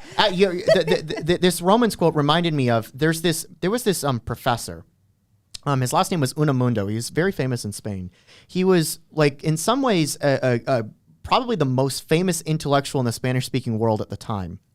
And when the Spanish Civil War kicked off, he had originally supported the establishment of the Republic because he was a classical liberal. He supported republicanism. But the Republic had been co-opted by, like, actual literal godless communists who just wanted to murder and pillage the rest of the country. And so when the coup was launched in July 1936, and then it failed and it triggered a civil war, Unamundo threw his support behind the nationalists because he thought we need a restoration of order. The communists in the Republican faction are going to plunge this country into chaos. They already have. We've got to restore law and order. And so he supported the nationalists. But then he saw the actions of the nationalists in the Civil War. It was not pretty. Yeah. The nationalists were very brutal. And he gave a speech in a debate at a university at the end of 1936 with a nationalist general, not Franco, another one. Mm-hmm. And he said something very profound. And he said, he pointed to the room and he said, "You will conquer because you have the force to do so, but you will not convince." Mm-hmm. You have the brute force to take over this country. It might take a few years, and it did. Yeah. But you won't be able to convince. And he got, like, called a traitor and all this stuff. But if you look at history, in many respects, he was right because the nationalists won the Civil War. But look at Spain today. Who really won? Yeah. It was the leftists in many respects who ideologically long-term won that conflict. But I I don't know what the solution is. In fact, there's a question from Lego Spartan that I want to ask because maybe Nick can take a shot. We got a lot at of questions here. We need to catch up. So Lego Spartan says, question, when this system finally collapses, and it will, I agree with you, Lego Spartan, will we build a new government and a new USA, or will we go back to our origins and push this generation back into hiding and repeat this cycle? I think we're just going to repeat the cycle because that's how history actually operates. But I mean, I don't know. I think one of the, again, let's say as the optimist, I'm trying to say that, okay, we're not going to get to that point, but let's say we get to a point where you do have some disintegration within the United States. I actually think federalism in the state system is what kind of saves us. I don't think you wake up one day and the U.S. is no more, in the sense that there's no more Virginia or Florida or Texas or no. I think we're specifically designed along a route that actually provides some degree of insulation from the worst form of societal collapse. You have some countries where there really is no federalist system. And so when the country collapses, I mean, you might have localities, you might have tribes, you might have large families, you might have powerful interest groups or things like that. I think we actually are a little bit more resilient with respect to our structure. It is kind of interesting thought exercise to think about how each state, which would then become its own little country, right? Yeah. Each state, how that would end up panning out for each state. Yeah. Psychic Necrosis also asked a question a while back. Thank you again for the donation, too. He goes, the best thing to do when faced with this question is to ask, what is my group's incentive to actually collaborate with you at any level? I think that is totally legitimate. I think one of the most powerful things to ask sometimes is somebody, because what it does is, especially when you're talking about like some college kid that's they're a sophomore, they just took their, sociology class and they're just like amped up with all this postmodernist and critical theory rhetoric and it's going to be this and we're going to overturn that. And once they run out of, facts or logic to help their argument, they start to move to these more postmodernist arguments and this idea of oppressor versus oppressed. I think asking a legitimate question like, okay, if you're going to arrange society this well, why do I have any incentive to help you, to collaborate with you, to try to achieve common goals? Why wouldn't I just try to defeat you? And that's a good question to ask them, because then all of a sudden it's going to be like, oh crap, yeah, what does that mean? and again, somebody that's a little bit more introspective, they might look at that and be like, that is kind of a fundamental problem with what I'm espousing. Other people might just say, yeah, that is what it is. And then I like to look at them and be like, okay, well, have you seen what your army might look like versus what our army might look like? All right, so someone by the name of A Person says, Hamilton, I have heard a theory that as a society, things were so good for so long that we are creating problems that do not exist due to human nature needing to solve problems. What do you think? Oh, absolutely. And one of the things that blows my mind about like kind of woke progressivism. And for those of you who don't know, we do kind of have a working definition of woke here. We generally see woke as someone that assigns racist bigotry or sexism to any sort of disparity that they see within society. And it wants to essentially supplant the current institutions of society with new ones that they will run in order to achieve equity. Right? There you go. I think this raises a really interesting follow-up question, which is, does a very successful society, a free market society like America, create an environment where these ideas now have an opportunity to flourish? Well, and I think that question, and that kind of leads on to another question that was asked by somebody a little bit earlier. So like basically the lack of hardship. Right. The lack of we are struggle so prosperous because of how well free markets work that we now have the opportunity. I'm going to give everyone a really interesting book recommendation for this question, and it might sound a little bit off, but I think believe me, you're going to love this book. Is it by Karl Marx? No. Okay. Yeah, Das Kapital. Yeah, really. Yeah, the guy really does some amazing things. No, it's a book by Theodore Dalrymple. That's not his actual name; it's his pen name, but it's called Life at the Bottom. And I believe the subtitle of it was something like The Mentality Which Creates the Lower Class. And the reason why I'm going to recommend that book for this question is because one of the things he talks a lot about in there is his work as a psychiatrist within the British National Health Service.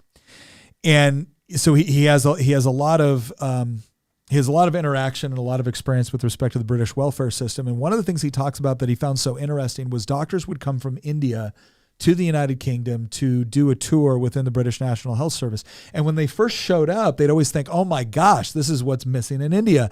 It's clean and it's professional and you have resources and no matter who you are, you can walk in and you get care. I mean, isn't this wonderful? And he goes, almost inevitably after 6 months, they would come to the conclusion that whatever this is, I don't want it. I don't want it because what it does is it creates a system of entitlement. And he does a lot of work too, talking about some of the experiences he has talking to women that were in very abusive situations. One of the most troubling ones is he asked this one woman who was in like her third abusive relationship. He goes, if your boyfriend were to walk through the door right now, would I know he was like, how long would it take me to know he was a bad guy? And she goes, oh, you'd know as soon as he walked through the door. And he goes, okay, so presumably you know that he's a bad guy. Like presumably you figured that out relatively quickly. Yes. Well, why are you with him? And he talks about, and it's not just with women, he talks about this with everybody within the system. As soon as all of their basic needs were met and they were sure that no matter what happened, those basic needs were going to be met, people sought out problems. And it usually came in the form of drama. Because they were bored. It usually came in the form of excitement. And this is another thing that Jordan Peterson talks a lot about with respect to the idea that if all you're focusing on is your rights, but you don't have any corresponding responsibilities that go with them, it's the responsibilities that actually add purpose and meaning. And that's what Theodore Dalrymple, whose real name is, I think, Dr. Anthony Daniels, was saying as well. He goes, actually, the British welfare system came to this conclusion that if we absolved you of the responsibility to feed yourself, clothe yourself, house yourself, educate your children, and do all these other things, well, then you'd have all this extra free time to do wonderful things like write poetry and write art and sing songs and go to the cafe. He goes, actually, what we found is that's not what happens. Idle hands. You get a great deal of purpose and meaning in fulfilling those tasks, which allow you to take care of yourself, your family, to do something meaningful within the economy. And the reason why you know it's meaningful is because people are voluntarily engaging in transactions with you. And so I think that when you take a lot of that away, you do exactly what you just described right here. You create problems that don't really exist. People sitting there in their cars, right, who view themselves as just the nicest woke progressive on the world, totally concerned about the plight of the underprivileged and the oppressed, sitting down there in tears because somebody at the pharmacy referred to them by their dead name. Like that's the major problem you have in your life right now. The major problem that you have in your life right now is that you decided or were convinced, potentially by a doctor, to transition. And now when you went in to get your medication, the pharmacy didn't have accurate, up-to-date information about what your new name is. And so now this is just devastating you. You are in your car just devastated, unable to move or think properly as a result of this.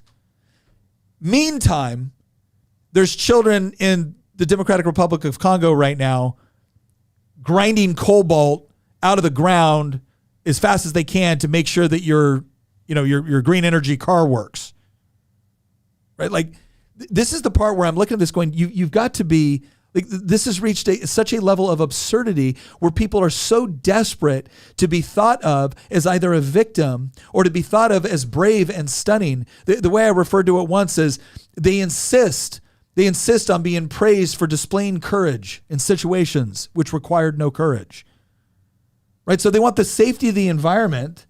They want the wealth of the environment, but they also want to be treated as if they're just overcoming some sort of massive struggle and gosh, aren't they worthy of praise? No, you're not. No, they're basically caving in on themselves. They want it's the long-term life equivalent of a series of participation trophies rather than actual achievement.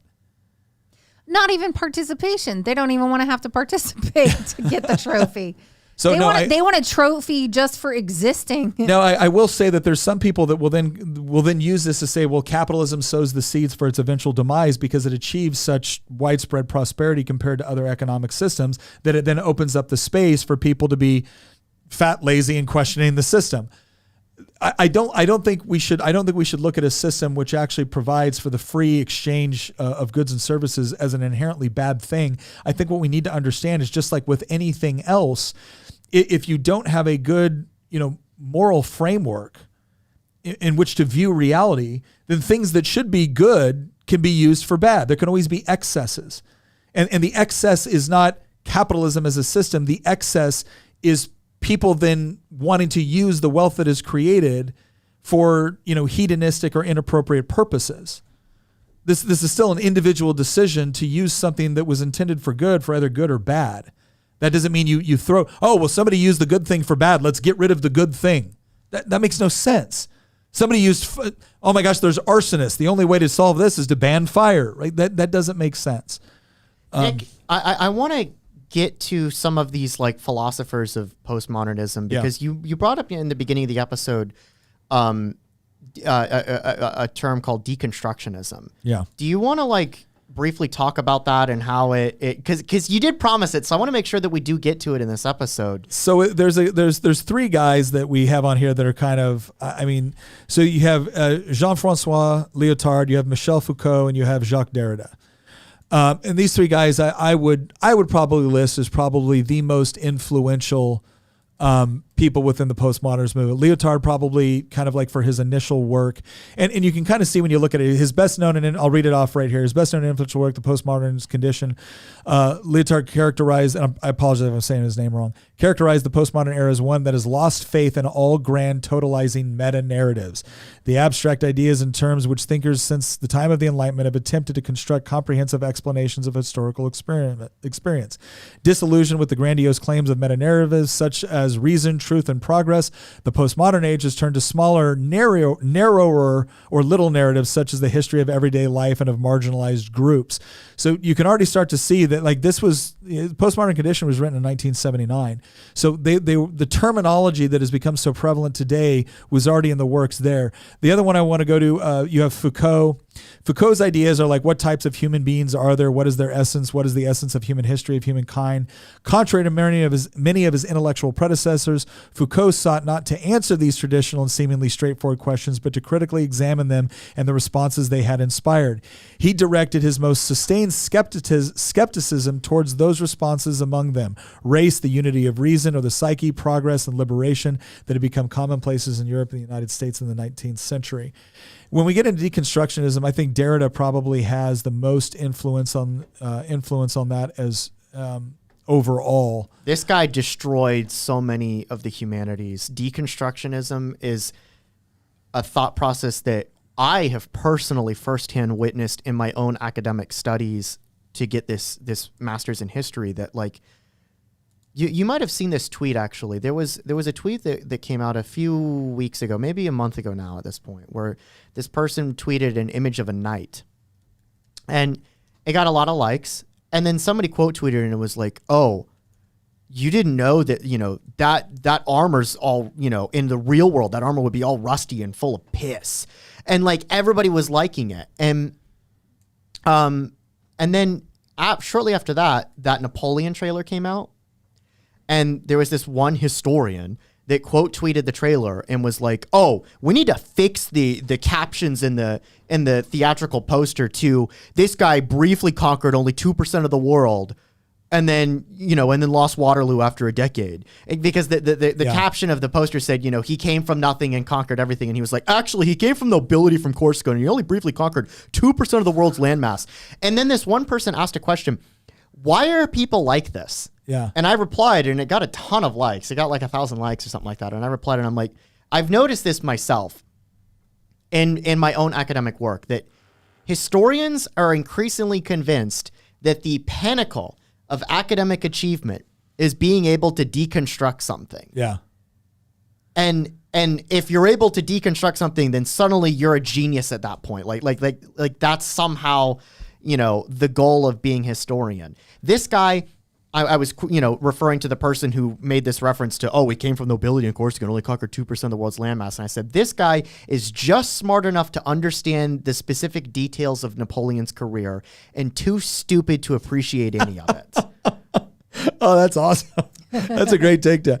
Well, and to answer, so I'll read this up. To deconstruct an opposition, because that was great. To deconstruct an opposition is to explore the tensions and contradictions between the hierarchical ordering assumed or asserted in the text and other aspects of the text's meaning, especially those that are indirect or implicit. Such an analysis shows that the opposition is not natural or necessary, but a product of construction of the text itself.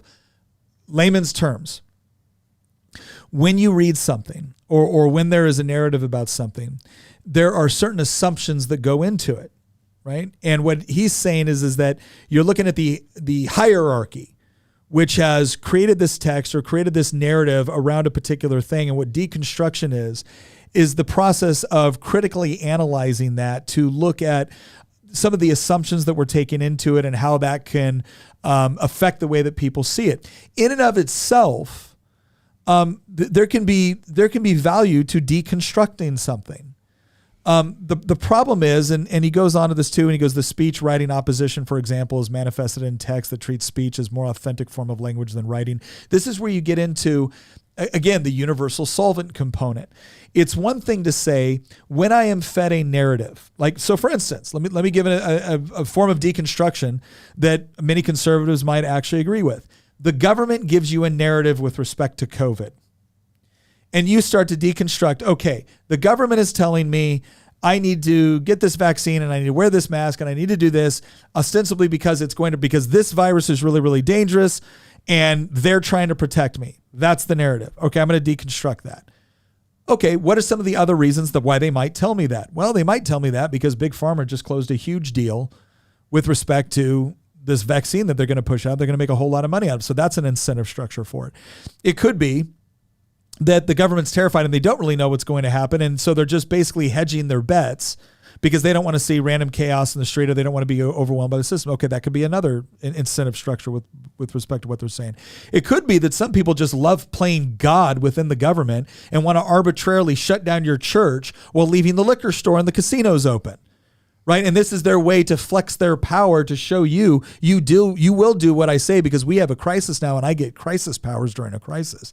It could also be due to fear. Yeah. And needing to give the masses a coping mechanism for their fear. There you go. Yeah. Something that everybody can do that makes them feel like they're addressing the problem effectively rather than coming.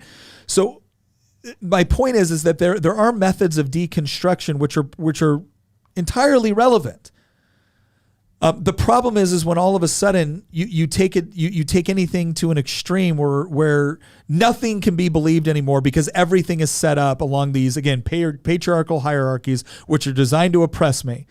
And so if somebody puts out an economics report saying, gosh, it really looks like if you do 3 basic things, graduate high school, don't have children before you're married, and get a job and keep a job. And if you can do those 3 basic things, you'll probably never live in poverty in the United States. Oh, well, that's just their motivation behind trying to prop up this capitalistic and exploitive system to keep me working in a... And how dare you say I need to be a wage slave? Yeah. That's... So the point is that it's perfectly fine to be critical and to use analysis of a narrative that is being sent to you to determine whether or not you think there were other motivations behind it. It is something entirely different to then believe that every single thing that you hear from every single outlet is nothing more than an attempt by a powerful entity to subject or oppress you. And if you look at the way that Derrida and Foucault and Lyotard and everyone else took this, that was the extreme they took it to. And again, like I said, all of them had motivations outside of just trying to arrive at the truth, obviously, because they essentially said there was no truth. Except, of course, for postmodernism being true, right? That, of course, was the one truth that we could all depend upon. All theories require an original miracle. Yeah. Right? Grant me this, and I can explain everything else. Yeah, yeah. Well, and I think there's another thing, too, that, when we go into some of the other stuff we talked about, there was a letter, there was a French petition against age of consent laws. Yeah, you've brought that up before. And guess who were all signatories to it? Shocker, all the postmodernist philosophers. All the postmodernist philosophers were all signatories onto the French petition against age of consent laws. They thought it was not appropriate for the government to legally punish you for something. And they wanted... Just to give you an idea, the same year, Michel Foucault presented the Commission for the Revision of the Penal Code to equalize and lower the age of consent to 13. So he thought that 13 was the age that you should be making these sort of decisions. They've been coming after our kids for a long time. 1977, that's before I was born. Now, again, can you say that because these 3 people were involved with postmodernism and also signed this petition that therefore anybody that believes in postmodernism agrees with this petition? No. It's not what I'm saying. You may not mean to. I do find it interesting, though. When some of the greatest thinkers around a particular concept or philosophy, which has been heavily used in critical theory and queer theory, were also against age of consent laws. Well, somebody that believes in postmodernism would be very hard pressed to make an argument as to why they wouldn't believe that the age of consent laws are ridiculous. I mean, they would have to use our logic, borrow our logic in order to say there should be any age of consent. Yeah. So somebody that really subscribes to this, by definition, can't be against any kind of evil against children that somebody they can't be against any kind of evil whatsoever. Well, that's one of the biggest problems that they've run into is the whole idea of, once you say there's no such thing as objective truth, well then by definition you're insinuating that there's no such thing as objective morality. If there's no such thing as objective morality, well then nothing is truly good or evil. It just has different, like at best you can say it has different utility, or that you prefer one thing but you don't prefer another thing. And you can see very easily where we've gone as a society with that sort of thinking, right? When you all of a sudden, I had to write a paper on this once, and somebody was asking me what they thought was the greatest existential threat with respect to the intelligence community, and most people were saying things like, "Well, this is questions of like rendition." Like that's where we capture someone and we can't do anything really bad to you, but we can hand you over to one of our allies that can do really bad things to you in order to get information out of you. Like these were certain concepts that we were debating. And I remember writing my professor and I said, I want to propose that it's postmodernism. And he responded back, he goes, "You think postmodernism is the greatest threat with respect to the intelligence community?" I said, "Yes." And he goes, "Okay, send me some notes. I want to see where you're going with this." He wrote a paper, and the professor ended up wanting to publish it. Yeah, we never did. What was it? What was the argument? Because maybe this will get us to the next part. Yeah. The what do we do about that? So yeah, the argument that I made is that when you tear apart the idea of not only objective truth, right, but any sort of mechanisms that you have to arrive at truth in a way that multiple people from different backgrounds can sit around a table and say, okay, yes, we agree that this process is useful and that it has a high degree of probability to getting us to a useful conclusion. Once you get rid of all of that and then you get rid of objective morality, what are you left with? And the argument I made is that in the 1960s, postmodernism became very popular. In the 60s and 70s became very popular within the academy. Well, within the university system, you had a bunch of you still have people that were, Marxist, neo-Marxist, far more than the general population, but it wasn't as prevalent. And what you had was a student movement that was growing up in one of the most prosperous times within the United States. You had the civil rights movement going on at the time. You had the sexual revolution going on at the time. You had the Vietnam War going on at the time. Plus, you had a lot of left-wing infiltration within the university system that was challenging a lot of Americans' perceptions about itself. And about its own founding. And some of it was for good reason, because you had things like the civil rights. I mean, you can't have Jim Crow in a society that says that they believe that all people are created equal and endowed by their creator with certain inalienable rights, that among these are life, liberty, and property, and then tell people you're not allowed to drink from that water fountain because of your skin color. So it became a very, very easy thing to look at and say, yes, this is a clear manifestation of a problem. The difficulty is that then the postmodernists, everyone came up and said, yeah, it's not that America hasn't been living up to its values. It's that there are no values. It's that there is no meta-narrative. It's that there is no absolute truth or objective morality. Well, now you're a hormone-crazed teenager or in your early 20s in college, and now you have people in authority, because you grew up in a generation that was taught, go to church, listen to your teachers, who are telling you that, no, this is your chance. This is your opportunity within this environment to be able to experiment intellectually and sexually and everything else. Okay, so now what you have is a generation of people that grew up with a certain set of values, and they still have some connection to those values, but they're chipping away at the things that they don't like. They had structure. Yeah, they had structure. They were still operating within a society that believed these things. They were still operating in society to believe these things, but they only kind of tendentially believed it, which is to say that they believed in certain aspects of it. Like you shouldn't hurt other people. You should be nice to people. You should take care of the poor. But if I want to have if I want to engage in promiscuity and the occasional riot and stuff like that, that's okay.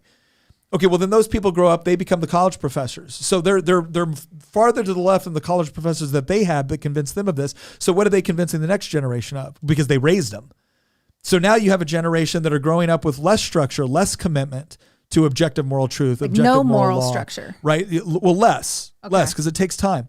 And now they're sitting underneath professors that are telling them if it feels good, do it. And that there is no objective truth or objective morality. Well, how many generations do you think it takes before someone comes in and then all of a sudden they engage in something truly horrible and truly awful? And then when that same professor from the previous generation goes, "What have you done?" They're like, "What do you mean what I have done? What have I done?" Well, that's evil. There's no evil. Exactly what you told me to do. There's no evil. Well, no, we told you that you should experiment intellectually and socially and physically. Yeah, I did, and it included shooting those. It included shooting my fellow students because I feel oppressed by them. That's not what we meant. Well, my lived experience is different. Where was the objective moral framework for them to be able to impose their will on their students to say you shouldn't have done that? And my whole argument with that paper was if you have an intelligence community that is operating based off of the precept that there's no objective truth and no objective morality, not only are they not going to be able to actually conduct good analysis, but now when they're sitting in the interrogation chamber, all bets are off, man. All bets are off. Zombie apocalypse. Nick's professor liked that so much he wanted to help Nick get that published, and Nick was like, nah. Oh, come on. And here we are today talking about it on Making the Argument with Nick You know what's Freitas. funny? More people are going to now hear that story through this podcast than they ever would have through an academic journal. Probably. No, what's going to happen is somebody else is going to write it up and claim it. Well, Nick, do we want to wrap the episode here shortly and then take some more questions for our live stream audience? Well, yeah. What do we do that. about this? So here's the thing. Other than just doom. Two things that we're going to do here because this is actually kind of a departure from what we do with our normal show. So as you know, we have a lot of people that watch this on YouTube. They watch it on Rumble, but we also have a lot of people on our audio platform. And we've had people come up to us and say, guys, we love your podcast, but man, 3 hours? Holy crap. So what we're trying to do is get to the meat of everything in an hour and a half to 2 hours. But then when we have people that want to stay on the chat and continue to ask questions, we want to be available for that. So we're going to do kind of our wrap up piece right now to make it within that 2 hour window, but then we're going to stay on, have a little bit of extra time to be able to answer some of the questions that have been piling up that we haven't gotten to yet. So here's the wrap up. Bottom line is the reason why you need to understand postmodernism is because it has been heavily influential in all of the other ideologies that you're seeing coming to the forefront. Critical theory didn't make itself up. Critical race theory didn't make itself up. Queer theory didn't make itself up. Right? A lot of the situations that you're finding in yourself in right now where you can't have a rational debate with somebody, you can't have a logical argument with something, that didn't happen overnight. All right, it is rooted in a philosophy, and that philosophy of postmodernism, this idea of postmodernism, heavily influences all of that. And the reason why people have found a value in it is because it essentially absolves them of responsibility in many aspects, and then it also frees them up to do whatever their particular preference might be. And so, imagine yourself at a point of life where you feel like the system isn't working for you. And you don't feel right in your own body, or maybe you don't feel right in the society that you're in, or you've never really fit in with people. And then all of a sudden someone is telling you, well, none of this is your problem. None of this is because you're doing something wrong. All of this is because you're part of an oppressed group. And all of these different systems that are working against you are doing so by design. And it's not incumbent upon you to change your own behaviors or to increase discipline or whatnot in order to function well in this society. No, your job is to overthrow this society. Because everything that you're dealing with, that's fine. It's not your fault. That can be incredibly motivating and empowering to someone that has felt always on the outside of a system. I'm not calling them losers. I'm just saying there are people that honestly feel like they've been left behind, and now this offers them a way to organize with other people who feel the same way in order to overthrow what they've now been convinced is a corrupt system. And oh, by the way, it also absolves them from coming up with logical debate. It absolves them from coming up with scientific responses for what they want to do. They can simply say, this is my lived experience, and because I fit into this group category of being the oppressed, I have moral superiority. Now, forget for a second that postmodernism doesn't provide a mechanism for moral superiority. It doesn't provide a mechanism for truth. It doesn't provide a mechanism, like I said before, it is a universal solvent that dissolves everything. And that's the problem. Postmodernism cannot build, it can only criticize that which has already been created. And nothing is easier than sitting back and simply poking holes in somebody else's idea of what is right or wrong, somebody else's society that they've created. Because you can always find flaws, because all societies, no matter how good, no matter how just, no matter how wealthy, no matter how powerful, are still comprised of fallible human beings that will make mistakes. The real question is, have we done a fairly good job in the United States of creating a system where the incentive structures reward the sort of behaviors which benefit everybody and which are truly just, and disincentivizes those behaviors which achieve the opposite? And I would argue that across human history, the United States has a pretty good track record. But unfortunately, we're now moving into a system where we have too many people that have been convinced through postmodernism and its influence on things like critical thinking and vice versa, because critical thinking, critical theory and postmodernism were things that were, being developed around the same time. You could argue critical theory was actually before postmodernism. But all of these things have worked together to create the philosophies that you are seeing being regurgitated endlessly by the people that you find yourself in debates with and arguments with. And yes, it's going to continue to be frustrating when you find yourself in an argument where you think you can use reason and logic, and then all of a sudden, the moment reason and logic works for your argument and not theirs, they abandon it and just call you an oppressor. Here's what I will tell you. There's only two things that you can do with that. You can hope that eventually over time they're going to see the error of their ways. And we've seen people do that. We have seen people get red-pilled by what's going on, by recognizing and waking up one day that they were fed a bill of goods, because the dirty little secret here is nothing that the woke, progressive, postmodernist culture is pushing on people is actually good for them long term. It is all about reinforcing whatever narrative about themselves they've created, instead of actually helping people come to grips with reality as it is so that they can effectively navigate it in order to achieve good things for themselves, their family, their country, etc. And when people come face to face with that reality, sometimes it's earlier in life, sometimes it's later, but a lot of times they do come face to face with it. They're looking for somewhere to go. And what you want to be is the person that can actually offer them something that is a real solution for the challenge, the very real challenges that they're facing. And so put yourself in that sort of position.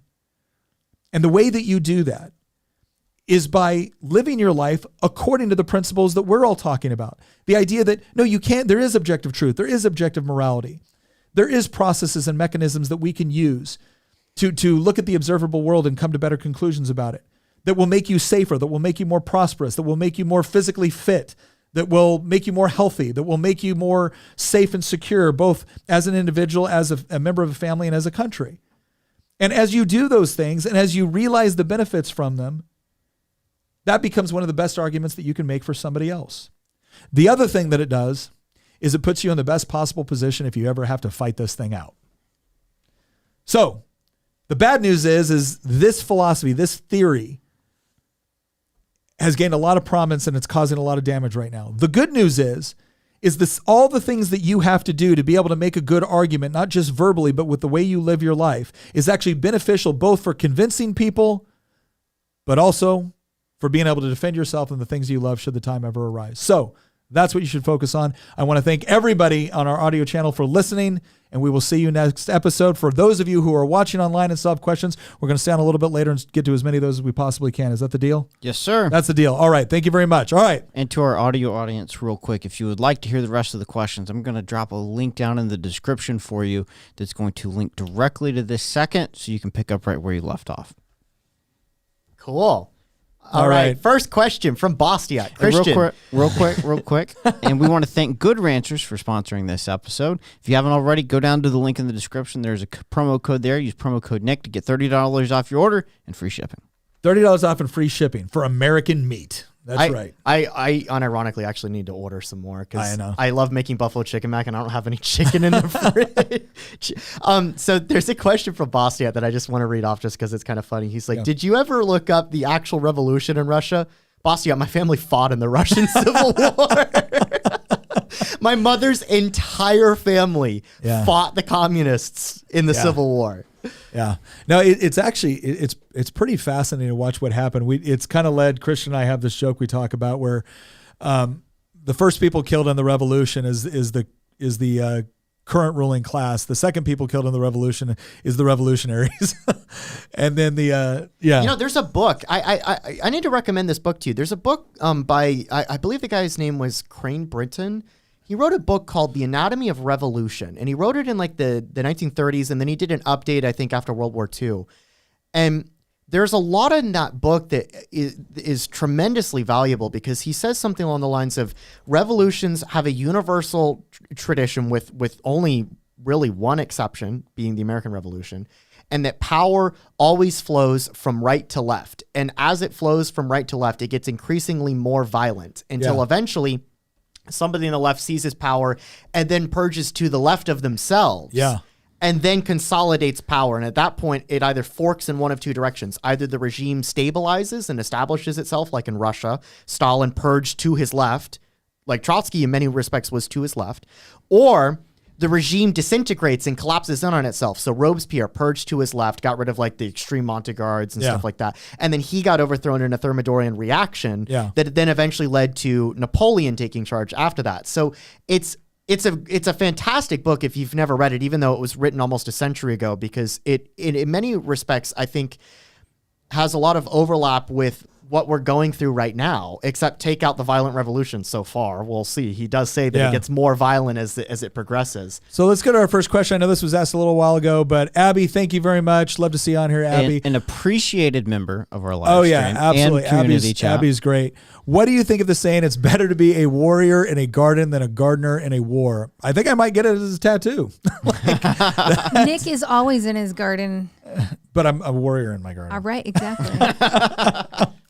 No, I look, I think it's true. I think it really goes down to the idea that there are certain fundamental things that it's good to kind of know how to do and at least be prepared for.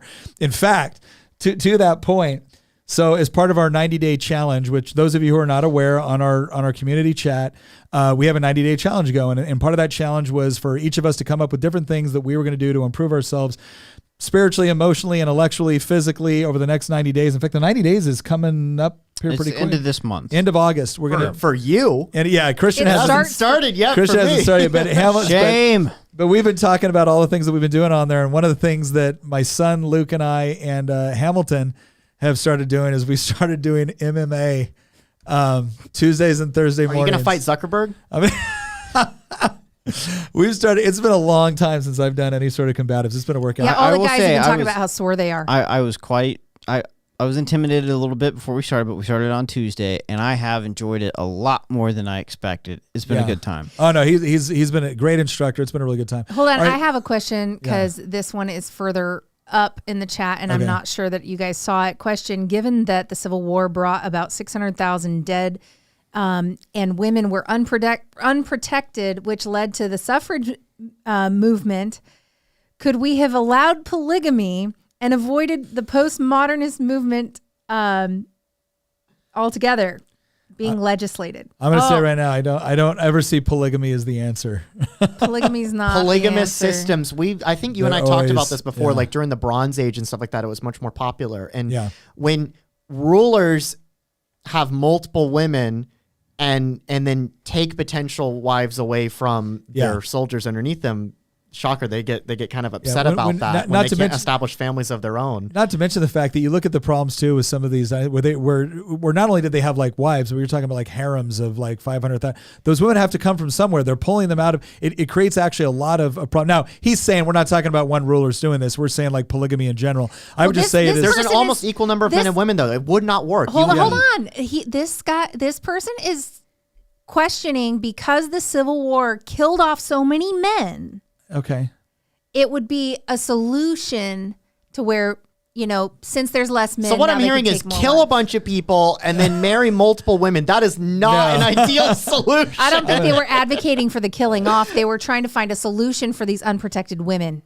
No. Okay. The solution for that is extended family. The solution is not polygamy. That's my answer. Okay, next question from Sauce Daddy. Just asking how everyone is doing. Glad I got to catch you guys live. We're doing well, Sauce Daddy. Again, I'm a That sounds sore. really funny when you say his So handle. we're doing well, Sauce Daddy. Thanks, Sauce Daddy. I'm working on my paper. I should be finished with it this month. Yeah. So No more excuses. Then Christian has to. In fact, wait a second. For everyone watching, put up the AI generated Christian. Yeah, I'm gonna go to the bathroom while you go do that. No, put it up. Christian, after he becomes This a is beast Christian at the hasn't gym. started going to the gym with us yet, Hold but he's on, promised. hold on. He's Where are promised you in going, September. Christian? I'm going to the bathroom. You're not going nowhere. You guys He's can look at it. It's actually a cool photo, but I do not look that buff, at least yet. Hold on, don't leave just yet. Don't This leave is what just This yet. could Christian- be your motivation. This is what we're turning my Christian into motivation. right here. I'm gonna have to shave my head again Hold because on, my we're hair's that growing one. too there. fast. Almost there. I Look at that. Wow. Gosh, dang. hold on. I gotta It's grow not the up on beard, screen too. yet. Not up on screen yet. Jacob There we Grant go. is the one that put this up, right? It's actually a great. Okay. Look how This looks like something out of Game of Thrones like- or Oh something. my gosh. Viking Christian, you Yeah. For a guys. Viking warlord. This is a dude. I'm telling you right You look now. pretty tough, man. I'm telling you right now. 12 months in the gym. I would Keep- not look keep like growing that. that beard. Make sure you get the head tattoos. Keep growing that beard. Yeah, we'll have to do the head I tattoos. think that's blood. well. There's no, blood up in the- along the That's other kinda- side. Yeah. Here? Other No, side. other side. There's head Up tattoos. higher on the other Okay. side. Hamilton, are Okay. you Yeah. blind? Dude, we don't got to argue this. There's head tattoos. All right. So, anyways, go Hold back on.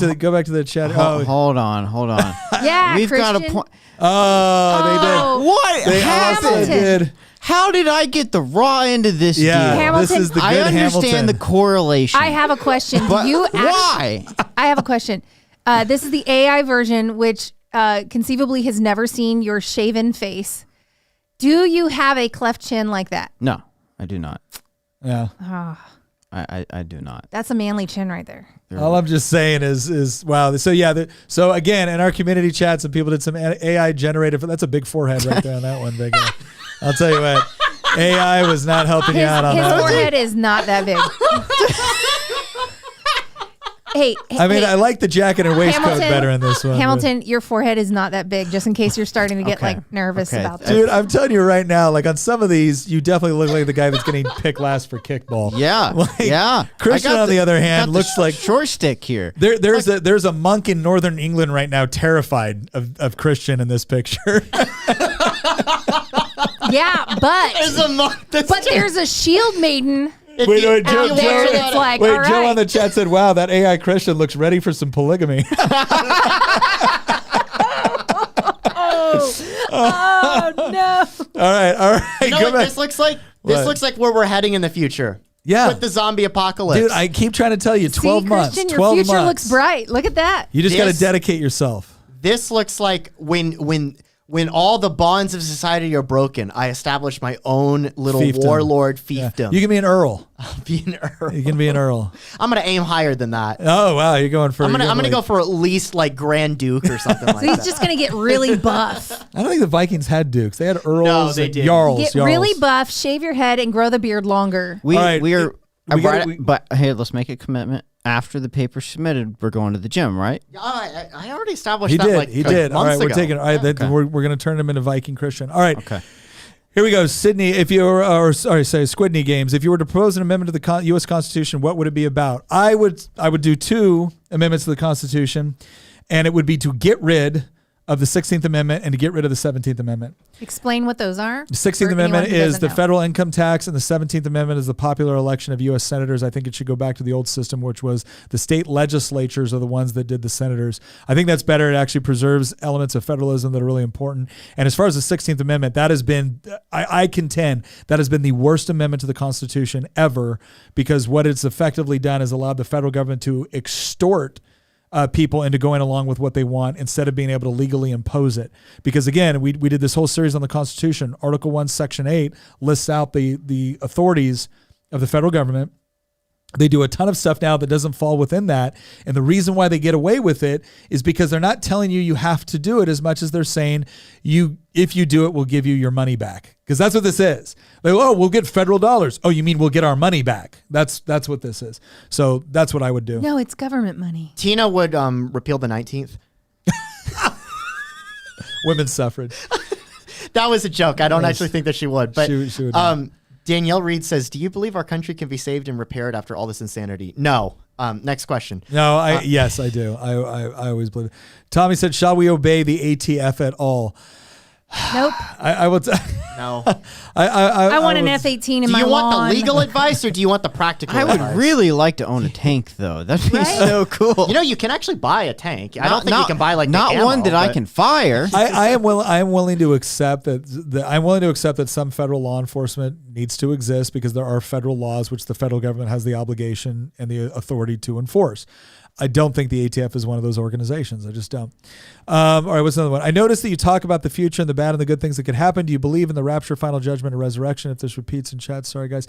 Yeah, I mean, I do. I believe. Now, I'll tell you what. If you really want to get into a whole, if you Oh, want to get wow. into Are we a gonna long, get into all of that? No, we're not going to get into an. Not today. We're not going to get into. Pre-trib. We're not going to get into a debate about eschatology, but I will tell you Post-trib. right now, I have some friends that are really into it. I never have been, but funny enough, you asked this. I was actually listening to something last night about eschatology that I thought was interesting. But I'll just say right now, I do believe in the idea of, I believe God's coming, Christ is coming back. What but- they want to know is, are you pre-trib, mid-trib, but I'm not getting into it. post-trib? Not getting into it. What kind of struggle would be required to prevent the rise of such ideologies from forming? Thanks for you all. Oh, okay. So I imagine this is kind of like a combination of, when people basically idle hands, have we created such a wealthy, prosperous society where people are inventing new problems because they don't have. Here's what I would say to that. I don't think there's anything wrong with a society becoming safe and prosperous, but here's what you need to understand. There is always, I got into this with one of my colleagues where they're like, they're going to start having trucks that are going to drive themselves. In fact, Tucker Carlson said, if I was in charge tomorrow, I would make it illegal for self-driving vehicles. Because that would Tucker cost Carlson goes full Luddite. that would cost people jobs. I'm like, gosh, why stop there? Just get rid of trucks. We could go back to horses. Think of all the jobs that could be created in transportation. Bostic, if we I didn't believe, have talked trucks. about that. He called it the negative railroad. Yeah, And he was like, oh, so, all of these, he brought up that French merchants were upset about the fact that a railroad had been constructed with Spain that allowed Spanish goods to enter the French market much cheaper than before. And so they were competing with French merchants. And so they were advocating for tariffs. To remove that, the fact that a new piece of technology, railroads, which were relatively new in the 1850s, were thus making it cheaper to import foreign goods that were competing with domestic goods. And so they wanted tariffs. And then Bostic was like, well, I got a better solution to you. Why don't we just break the railroad? just blow up all railroads. And so he called it the negative railroad. Why don't you just tear up the railroad and force them to push so it through the railroad? here's my point to all of this. All right. Whenever you have a disruptive technology or whenever you reach a certain level of prosperity within society, yes, people start inventing problems to contend with when the old problems are gone. But human needs are essentially never ending. There's always something new that we can invent. There's always a problem or a challenge that we can throw our energy at. The question is do we have mechanisms in place for people to be able to easily throw themselves at real challenges as opposed to creating fake ones? And I think that's the part where the biggest problem that I have right now, this is the part where I like Tucker Carlson a lot, but I totally disagree with him on something like that because his idea is, well, if we had a new disruptive technology that would create a more efficient, more effective way to transport goods, that would cause some people to lose their jobs within that industry. It's a horrible way to look at something, not because it isn't true on some level, but because we're constantly looking for ways that we progress. And then what you're doing is you're trying to remove barriers for people to be able to find the new problems and challenges that need to be addressed, right? So if we've got a solution to deal with one problem, we don't refuse to implement it because someone might lose their job. We say, oh, goody, we've solved this problem and we can now do it with less labor, which frees up that existing labor to go address other problems that we need people to start focusing their energy on. We don't need people to focus energy on problems we've already solved. That's stupid. Nobody would do it. Go clean your room.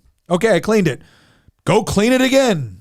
No, I want you to now. Sounds like something that would happen in the military, right? though. Yeah, it would. Now we need to redirect those assets and that labor to be used on a different challenge. And the biggest problem that we have right now is not that we don't have enough government regulations propping up labor. What we have are a ton of government regulations that actually make it more difficult for people to get to the jobs and to the skills that they need to be able to produce something, because we come up with these arbitrary restrictions through regulation, through licensing requirements, through certification requirements, through other legal barriers. And it's not to say that certification is all bad or licensing is all bad, but when you create all these barriers to entry, that's what creates the problem. So my answer to your question is there are always problems that people could be solving. The thing is that are we solving upward, or are we now creating, ones on the side that are ridiculous? And so if you don't give people worthy goals to strive for, they end up creating really, really bad ones. There's a question in Rumble I'd like to get out there to you. Oh, yes.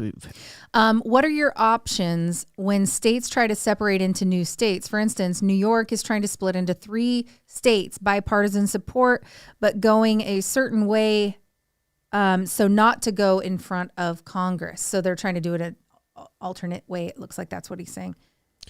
It is, well, so I will tell you this, trying to create new states at this particular point in time in history, I think is going to be nearly impossible. It's going to be really, really difficult to do. When I'm talking about, federalism, like Oregon and California, like there's California's had a tried 3-state plan, a 2-state plan. There's now a plan with Oregon and Idaho. But here, the process for actually becoming a new state is you actually have to have approval at the federal level and at the state level, and they're not going to do it. And so it's just nearly impossible. It was easy to come up with new states when we had all this kind of land that. Well, it looks like they're trying to do it a certain way so they do not have to go before Congress. Is that even possible? No, because Congress has to allow you into the United States. If you're actually creating a new legal entity within the United States, Congress does have jurisdiction over that. You can't just, now, I guess theoretically, if they wanted to come up with something internal to the state, maybe, but it couldn't I don't think it would work. I don't think it's constitutional. I think it has to have some degree of federal approval, because ultimately they're going to rely on federal authorities for certain things. And so Congress does have a say in it. What's another one? Bandit is Christian's 90-day challenge to turn into a not creepy Rasputin? That wasn't Rasputin. That was Ragnar Lothbrok, or maybe Loki. Maybe it was Loki. I don't know. Not from. You mean Floki from Vikings. Where is it? All right, because it is so confusing for leftists, how about we reduce the Second Amendment to the right of the people to keep and bear arms shall not be infringed? I think it would still be. I don't think this is as confusing for them as they pretend it is. I think they just don't want it. And so the problem is they got to find a mechanism to try to subvert it any way that they possibly can. You could write the Second Amendment right now that everyone gets guns and the federal government has no say, and they would still try to find they would still try to find ways that the federal government could influence that decision-making process through interstate commerce law or whatever else. What are y'all's thoughts on girls being allowed in Boy Scouts and it's changing its name to Scouts BSA to accommodate? This happened in 2019 and recently had a female Scout celebration. I think it's ridiculous. Yeah, I think it is too. I think people need to stop going out and taking and co-opting other people's things and just create their own thing. Now, well, we did. There's Girl Scouts. Okay. Here's the thing with Girl Scouts, you guys. Not only are wholly they owned subsidiary of Planned Parenthood. I am not a fan of the Girl Scouts, and there are some alternatives like the American Girls or whatever it is. American Heritage Girls. My problem with all of the girl ones, and so if you look at the difference, is like some of us girls don't want to sit in a dang knitting circle or do like little craft projects or go and be, slave labor to people who want to sell cookies. Okay.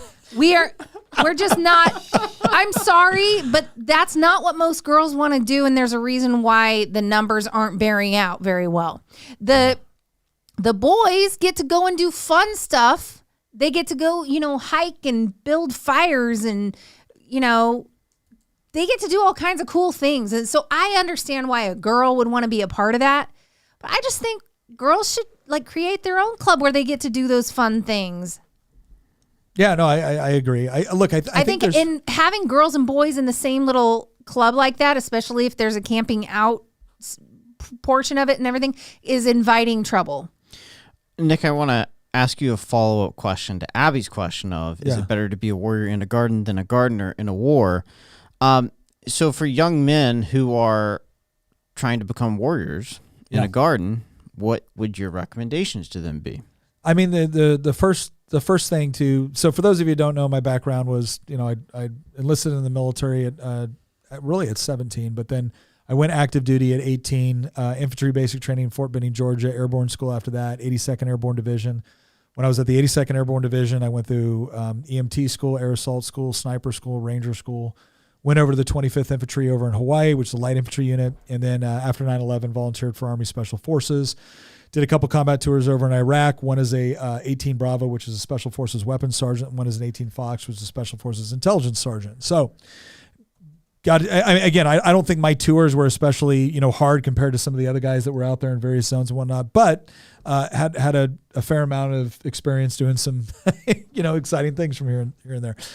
Here's what I would say. The first thing is, you need to be able to prepare yourself both physically and intellectually. You don't want stupid warriors, right? Mm-hmm. You want people that are capable of basic problem solving. You want people that are capable of both being able to, follow orders when necessary, but also being able to operate in the absence of them. So developing yourself intellectually is very important. Developing yourself physically when you're young is very important as well. I will tell you the biggest thing in the military is not being able to bench 300 pounds. The biggest thing in the military is stamina. Can you ruck march for 20 miles, right? Can you carry your buddy out of a bad situation? Can you do things like that? So developing yourself physically is important. Doing some sort of combatives training, I think the best is actually more of a mixed martial art. You want something that gives you both striking capability, plus you also want to be able to fight on the ground because a lot of fights go to the ground. Learning how to shoot, if you have the ability to do that, or again, some younger people are not in a position where they can, but if you can, learning the basic fundamentals of shooting is important. Mm-hmm. You don't have to become an expert or anything like that, but I think that's necessary. As you get older, I still believe that joining the military, it's still something I would recommend. As frustrated as I am with the military right now, my own son is looking to go into the military probably next year. But I do think it gives you good training, camaraderie. I loved I didn't love every moment of being in the military, but I loved that I was in the military and the people I served with was incredible and learned a lot of valuable skill sets. But if you don't want to go the military route, again, learning how to, be physically in shape, learning how to, shoot and handle a firearm. And by handle a firearm, I don't mean go to the range and pistol shoot. I mean, actually learn about how to draw from a concealed carry holster. Yeah. Like, what are the processes of doing that and doing it effectively? It's fine to do long range stuff. That's good for like hunting and things like that. But learning how to handle yourself close in a close in space with a pistol is a good thing. And then learning how to basic fundamentals of shooting a rifle is a good idea as well. So I would say doing all of these things puts you in a good position to be able to protect yourself and people you love, both physically and of course armed is a good idea as well.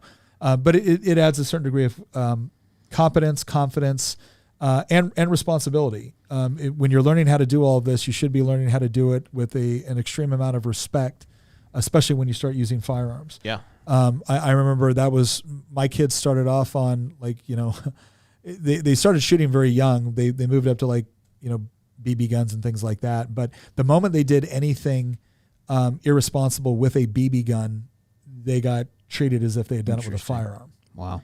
And so, people always ask, people talk about these situations where, their kid maybe hurts themselves with a firearm, which is absolutely tragic. I would say you don't make that situation better by not exposing them to firearms. You make it better with the way my father did, I believe, by exposing us at a very young age. And we thought it was something that was really neat, but we also realized it was something that was potentially very, very dangerous. And I was far more concerned of what would happen to me from my dad or my grandfather if I mishandled a firearm or handled a firearm without permission, to the point where if one of my friends had come over and said, "Oh, let's do this," I'd be like, "Set that, nope." Like, get away. Not that they left firearms out, they didn't, but you know the whole point. That's what I would say. Can you speak to mindset and purpose? Well, the other thing too is when you talk about being a warrior, right? This is someone that is preparing themselves to be able to engage in physical combat. Part of it is repetition of certain things, especially when it comes to physically fighting. There's a reason why if you do like Brazilian Jiu-Jitsu, or the reason why you do shooting, you will endlessly do drills that seem really mundane, but really what it is it's training you to be able to react a certain way automatically, right? Or as automatically as possible. And that's really important. So constantly doing those drills is important to developing that sort of response in a situation. The other thing is overcoming the flight versus fight. most people's natural inclination when they get hit or when there's something dangerous is to flee. And that doesn't mean you're a coward or anything. It's just, if you're not prepared to deal with a situation, you don't run into the situation. You generally try to get away from it. So part of what you're doing by exercising and fighting and doing all those things is, and by getting hit in the face, is learning how to react in these situations. We spent so much time doing drills in the military with malfunctions. Okay. And transitioning. Like if I had to transition from my long gun to my pistol, we'd spend a lot of the time at the range doing that, because that's one of those situations that when it happens, you better be able to respond effectively and as quickly as possible, or you're in a lot of trouble. So find situations where you can train to be able to do that. Don't seek out situations where you're trying to hurt somebody just to prove your skills or anything like that. But you are going to have to find yourself at least in training scenarios where you have to react to the unexpected very quickly. So, and there's plenty of ways. There's plenty of ways to do that. What's another one we got here? Question for Tina. Yes. What would you suggest women do to actively combat the effects of postmodernism? Homeschool your kids. Don't be a loser. Okay. Thanks, Tina. No, I would. I identify as. I would say if there's any possible way you could homeschool your kids, you should do it. And I'm not saying that it won't be a sacrifice, and I'm not saying that it won't at times be very frustrating, but your kids are worth it. And this stuff is being peddled in the schools, even in rural schools. It's all over the place. Not only that, but I also would say this idea where it's like we're going to go along to get along, and let's go ahead and just agree to disagree with people. Maybe it's mom friend groups or whatever. I would say be willing to be talked about badly. You need to share. If you believe in these things, you need to share it with other people. You'd be surprised at how many people don't share. And then when they find out that you're actually on their side, it's like a new measure of camaraderie that you get with these women. Then there's other women that kind of don't know where to stand on it. And if you never share your opinion, you're not going to be able to help them come to a better understanding. And then there are other women who are really into the postmodern stuff, the very far left-wing stuff, and they don't self-censor. They will continually to bowl everybody over, bully, push in conversations and try to ice people out, use female manipulation tactics in order to ostracize people who don't agree with them and things like that. And we all know that this happens. I'm not being unsupportive of my fellow woman. What I am saying is that do not let those women control the narrative, because if you let them, they will. And so you saying agree to disagree or go along to get along is you yielding to their authority. Don't do it. Follow-up question. You are so hot right now, babe. Quick, 2 questions for you. How many hours does the average student spend per week in the school system? In the school system? Is it like 7 hours a day times 5? Is it about 7 probably hours right a day? around You know, that. here's 6 the to thing. 7 It hours a day depends times on what 5. you're going to say. Because when our kids in the school system isn't just when they walk through the doors of the school, because most kids are taken to school on a school bus and dropped off after school on a school bus. And I am telling you, there was one year where we went ahead and put our kids in school, and then we pulled them back out and realized the error of our ways, because we had homeschooled up into a certain point and then put them in school. Lily was in 5th grade, and we would put them on the bus at about 7:30 in the morning. We didn't see them again until almost 4:30 in the afternoon. So that's how long they're in the care of the state. So about 9 hours a day, 8-9 hours. You end up getting your kid home, hopefully by 4:30. You only get maybe 4 hours with your kid a day, and that's it. And then they get the rest of the time. And let me tell you what, there were certain questions I was not prepared for. Lily came off the bus one time, 5th grade. This wasn't, and I'm saying, and Lily's like 20 now. So.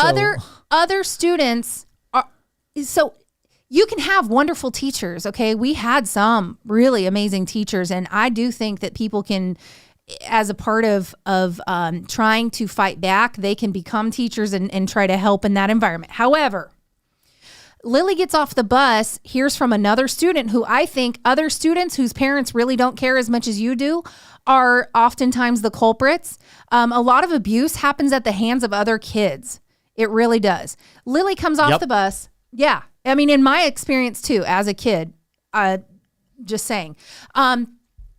Lily gets off the bus and asks me, Mommy, should I say the actual word or should I? She said the actual word. Mommy, what's a BJ? Okay. Wow. I was not in fifth grade. I was not expecting my 11-year-old to ask me a question like that. And what did I have to do? I had to have a conversation I was really hoping would have to happen a little later. And it was purely because I knew that all these different terms are going to be coming at her from other kids, and it's going to be framed up in a way that isn't the way we want her to get this information. So what did I do? I had to sit down with her and I had to have the talk with her and explain what these terms meant and why these other kids might be talking about it. And I needed to make sure that she heard these things from me instead of these other students. All that to say, yeah, I just, no, 0 out of 10 would not recommend. Well, now of course, they can just go into the public school library and get these books in certain school districts in Virginia. Or they could just walk into the bathroom and see it actually demonstrated in their bathroom. Yeah. So, follow-up question. How many hours do you think the average homeschool parent and student spend doing school a week? Okay, it depends on what grade. When they were really little, all the way up until probably 5th or 6th grade, it took us 3.5 to 4 hours, and that's substantially. And we got through all of the material. And imagine this: we actually finished books. We finished, Which is not something that happens. We finished the curriculum. Do you remember when we were in high school and like we'd make it like 2/3 of the way through a math book, or 2/3 of a way through a history book, and halfway through a science book? We actually in homeschool can actually finish the material. Now, I think the other thing too is it's important to understand is that when you talk about the amount of time a child spends at public school, that's obviously not all time they're getting educated. No. There's school, there's It's lunch, there's recesses, there's everything You're lining else. up, you're waiting for other kids to settle down. Yeah, no. And, so I'm just saying, like, a lot of the work, you don't need that amount of time to go through a similar amount or even more subject matter in a homeschool environment. The other thing too is that understand that what education is supposed to be is the transference of knowledge from one person to another person. And so there's a lot of different ways that people can receive education that is positive, that doesn't involve sitting at a desk, going over things. The reason why the public school is set up the way it is, and I don't think it's all nefarious, the reason why it's set up the way it is because it's designed for mass production of education. It's not designed with your child in mind because it can't be. It has to be designed with the mass production of education. And so therefore, any public school system which achieves, let's say, satisfactory outcomes for 50% plus one of the student population has technically achieved, an objective, the objective of mass production. It's like, okay, well, we did the best we could with the resources that we have, with the students that we have. When you homeschool, it actually frees you up a lot. Like we changed out curriculums for our students based off of what their skill sets were, what their objectives were, what they wanted to do. Various tasks that they would be given would adjust appropriately as they got older. And so it just gave you a lot of freedom, but to the extent that it protects from things like postmodernism, our kids, it's not that our kids they hear us talk about this. We talk about it with them. So it's not that they're not exposed to these ideas, but they're exposed to it in a much different framework than they would be otherwise. We got to take a couple more, and then I think we got to close out. But what's the next question we got? I got a couple here. This is probably one that we could do pretty quickly. Me and my wife want to homeschool. My wife is very nervous because we have a spirited son, almost ADHD. What encouragement could you give her? You want to? I would say don't try to replicate the classroom. No. If your son has ADHD, which I have ADHD, people who want to know, yeah. And so does my son. Yes. And so does our oldest daughter. It's apparently a genetic thing on my side. So here's the deal, guys, is you can tailor your education to fit the energy level of your kid. I even knew one woman who her son is a kinetic learner and he needs movement while he's learning. Yeah. And she had him learn his multiplication tables while jumping on the trampoline. And every time he landed, he had to give an answer. Or asked another multiplication thing, and he would ask an answer. And I'm telling you, like, there are creative ways that you can work with your ADD, ADHD kids without having to resort to medication. And you can provide just enough structure and just enough wiggle time. They need to move. Boys need to move. I was always having to tell my son, hey, you can't climb on the chair, sit down. Like, okay, sit back down. Like, he's always wanting to get up. And so you can schedule in time to get up, move around. Hey, you got 10 minutes, go do a lap. Go run a little bit. Or you could take them outside and go, here's our science lesson today, outside in the grass or in the forest or wherever you want to go. And the thing I love about homeschool for kids with ADHD or any other type of learning issue like that, and I would say learning style, not learning disability, there's a big difference because these are people who are just not meant to sit down and be chilled out all the time. In fact, that's not natural. And so get him busy. Move with him. And when his attention wants to move on, what's it moving on to? And you can tailor it to what he likes. We've started with the blacksmithing for Luke. Yeah. There are certain things that are very hands-on that he gets to do. And I mean, it's, I would just say, don't try to replicate the classroom. Get outside, get up, move. Here's one thing I want to say on this, and I've actually been thinking about this a lot, and I think we're going to work it into a later episode because we've been asked to do another one kind of like educational alternatives. I'm really curious if a lot of the disorders we see, ADHD, ADD, not so much dyslexia, but definitely the kind of like behavioral disorders. I'm honestly curious on how many of them exist because of the public school model. And the reason I say that is because when you have created a societal norm where the societal norm is we engage in the mass production of education, you send your children here, they sit in this classroom for so many hours, they do X, Y, and Z, and that's not conducive to certain kids. And then so obviously within that environment, the behavior they're engaging in is not conducive to that environment. Well, there's a couple different things you can address to that. Some of it is discipline. I'm sorry, I will say this right now. I absolutely believe a significant portion of it is discipline, but I don't believe all of it is. And here's why. When you start talking to, like my daughter and I had this conversation, when you start talking to someone that has been diagnosed with ADD and you start asking about how they view things, it turns out that like some of it is motivation. It's motivation to get up and actually do something. But when they have to, and they have a quick deadline and the pressure's on, they're just used to operating in a high pressure situation. At least that was her experience with it, right? It can manifest itself a little bit differently. I was listening to someone express once the way that they saw words when they were as a result of dyslexia. And it was, as they read, they almost see it as three-dimensional. And so they have a hard time sometimes of being able to read text on paper. What I am curious about is how many of the things that we have associated as disabilities or disorders actually come with beneficial traits. We just don't have them in the right situation. Now, that might not be true of everything. One of the things I was talking about with my kids is said, look, there are certain things. There's a certain level of discipline you have to master because you're going to find yourself in situations that may not be ideal or that you may not prefer, but you still have to do, and you have to be respectful within that environment. So it may mean you have to sit down or be quiet. It may mean that you have to be very, very punctual. It may mean that you know, and that's fine, right? That's a basic part about being an adult. However, if you know that you're more energetic, or if you know that you respond better to objective-based requirements than time-based requirements, well, then clearly what you should start to do is look for career paths and look for occupations which are going to turn your natural inclination into an asset rather than a liability. But within a public school system, if you are more goal-oriented as opposed to time-oriented, if you are more active as opposed to sit down, quiet, and read, that is not a conducive situation. Like all of your things which could be assets are now liabilities, and so therefore they're disorders.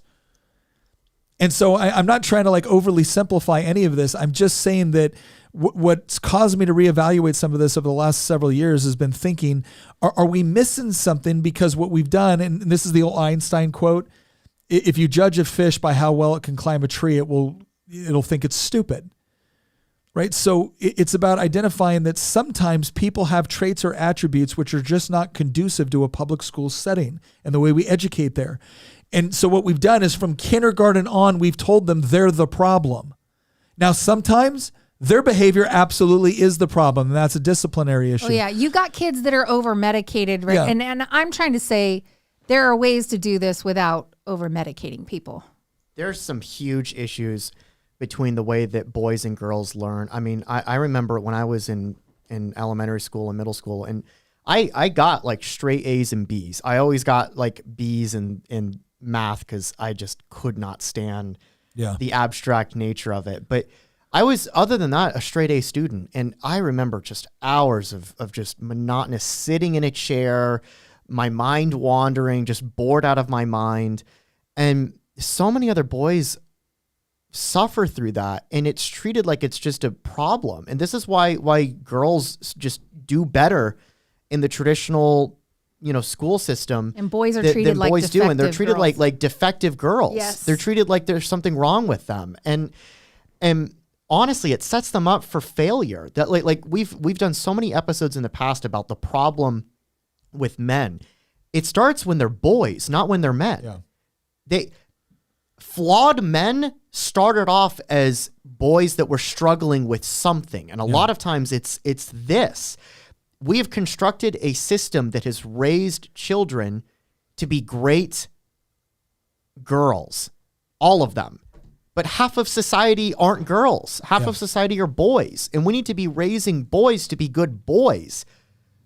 They need to be raised to be the best men they could be, not a cheap imitation of women. Yeah.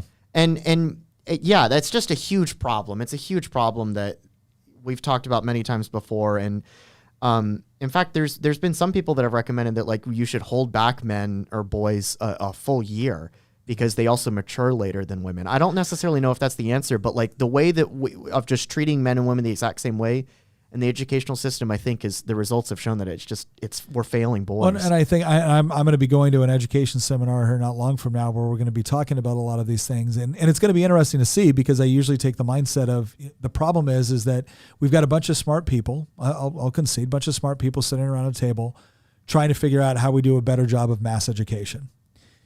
And there doesn't seem to be much, because this is the way it's been done now for so long, there doesn't seem to be much open-mindedness toward other systems, which you would say, you know what, this maybe what we have developed works really well for 45 to 55% of the population, and maybe it doesn't work well for the others. The question is do they get an alternative, or do we just keep coming up with new ways? Because the moment we say, well, we need more attention over here, well, then that means less attention over where it was before.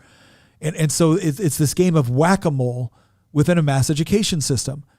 And I think it's at least worth considering if maybe these things that we have constantly categorized as problematic.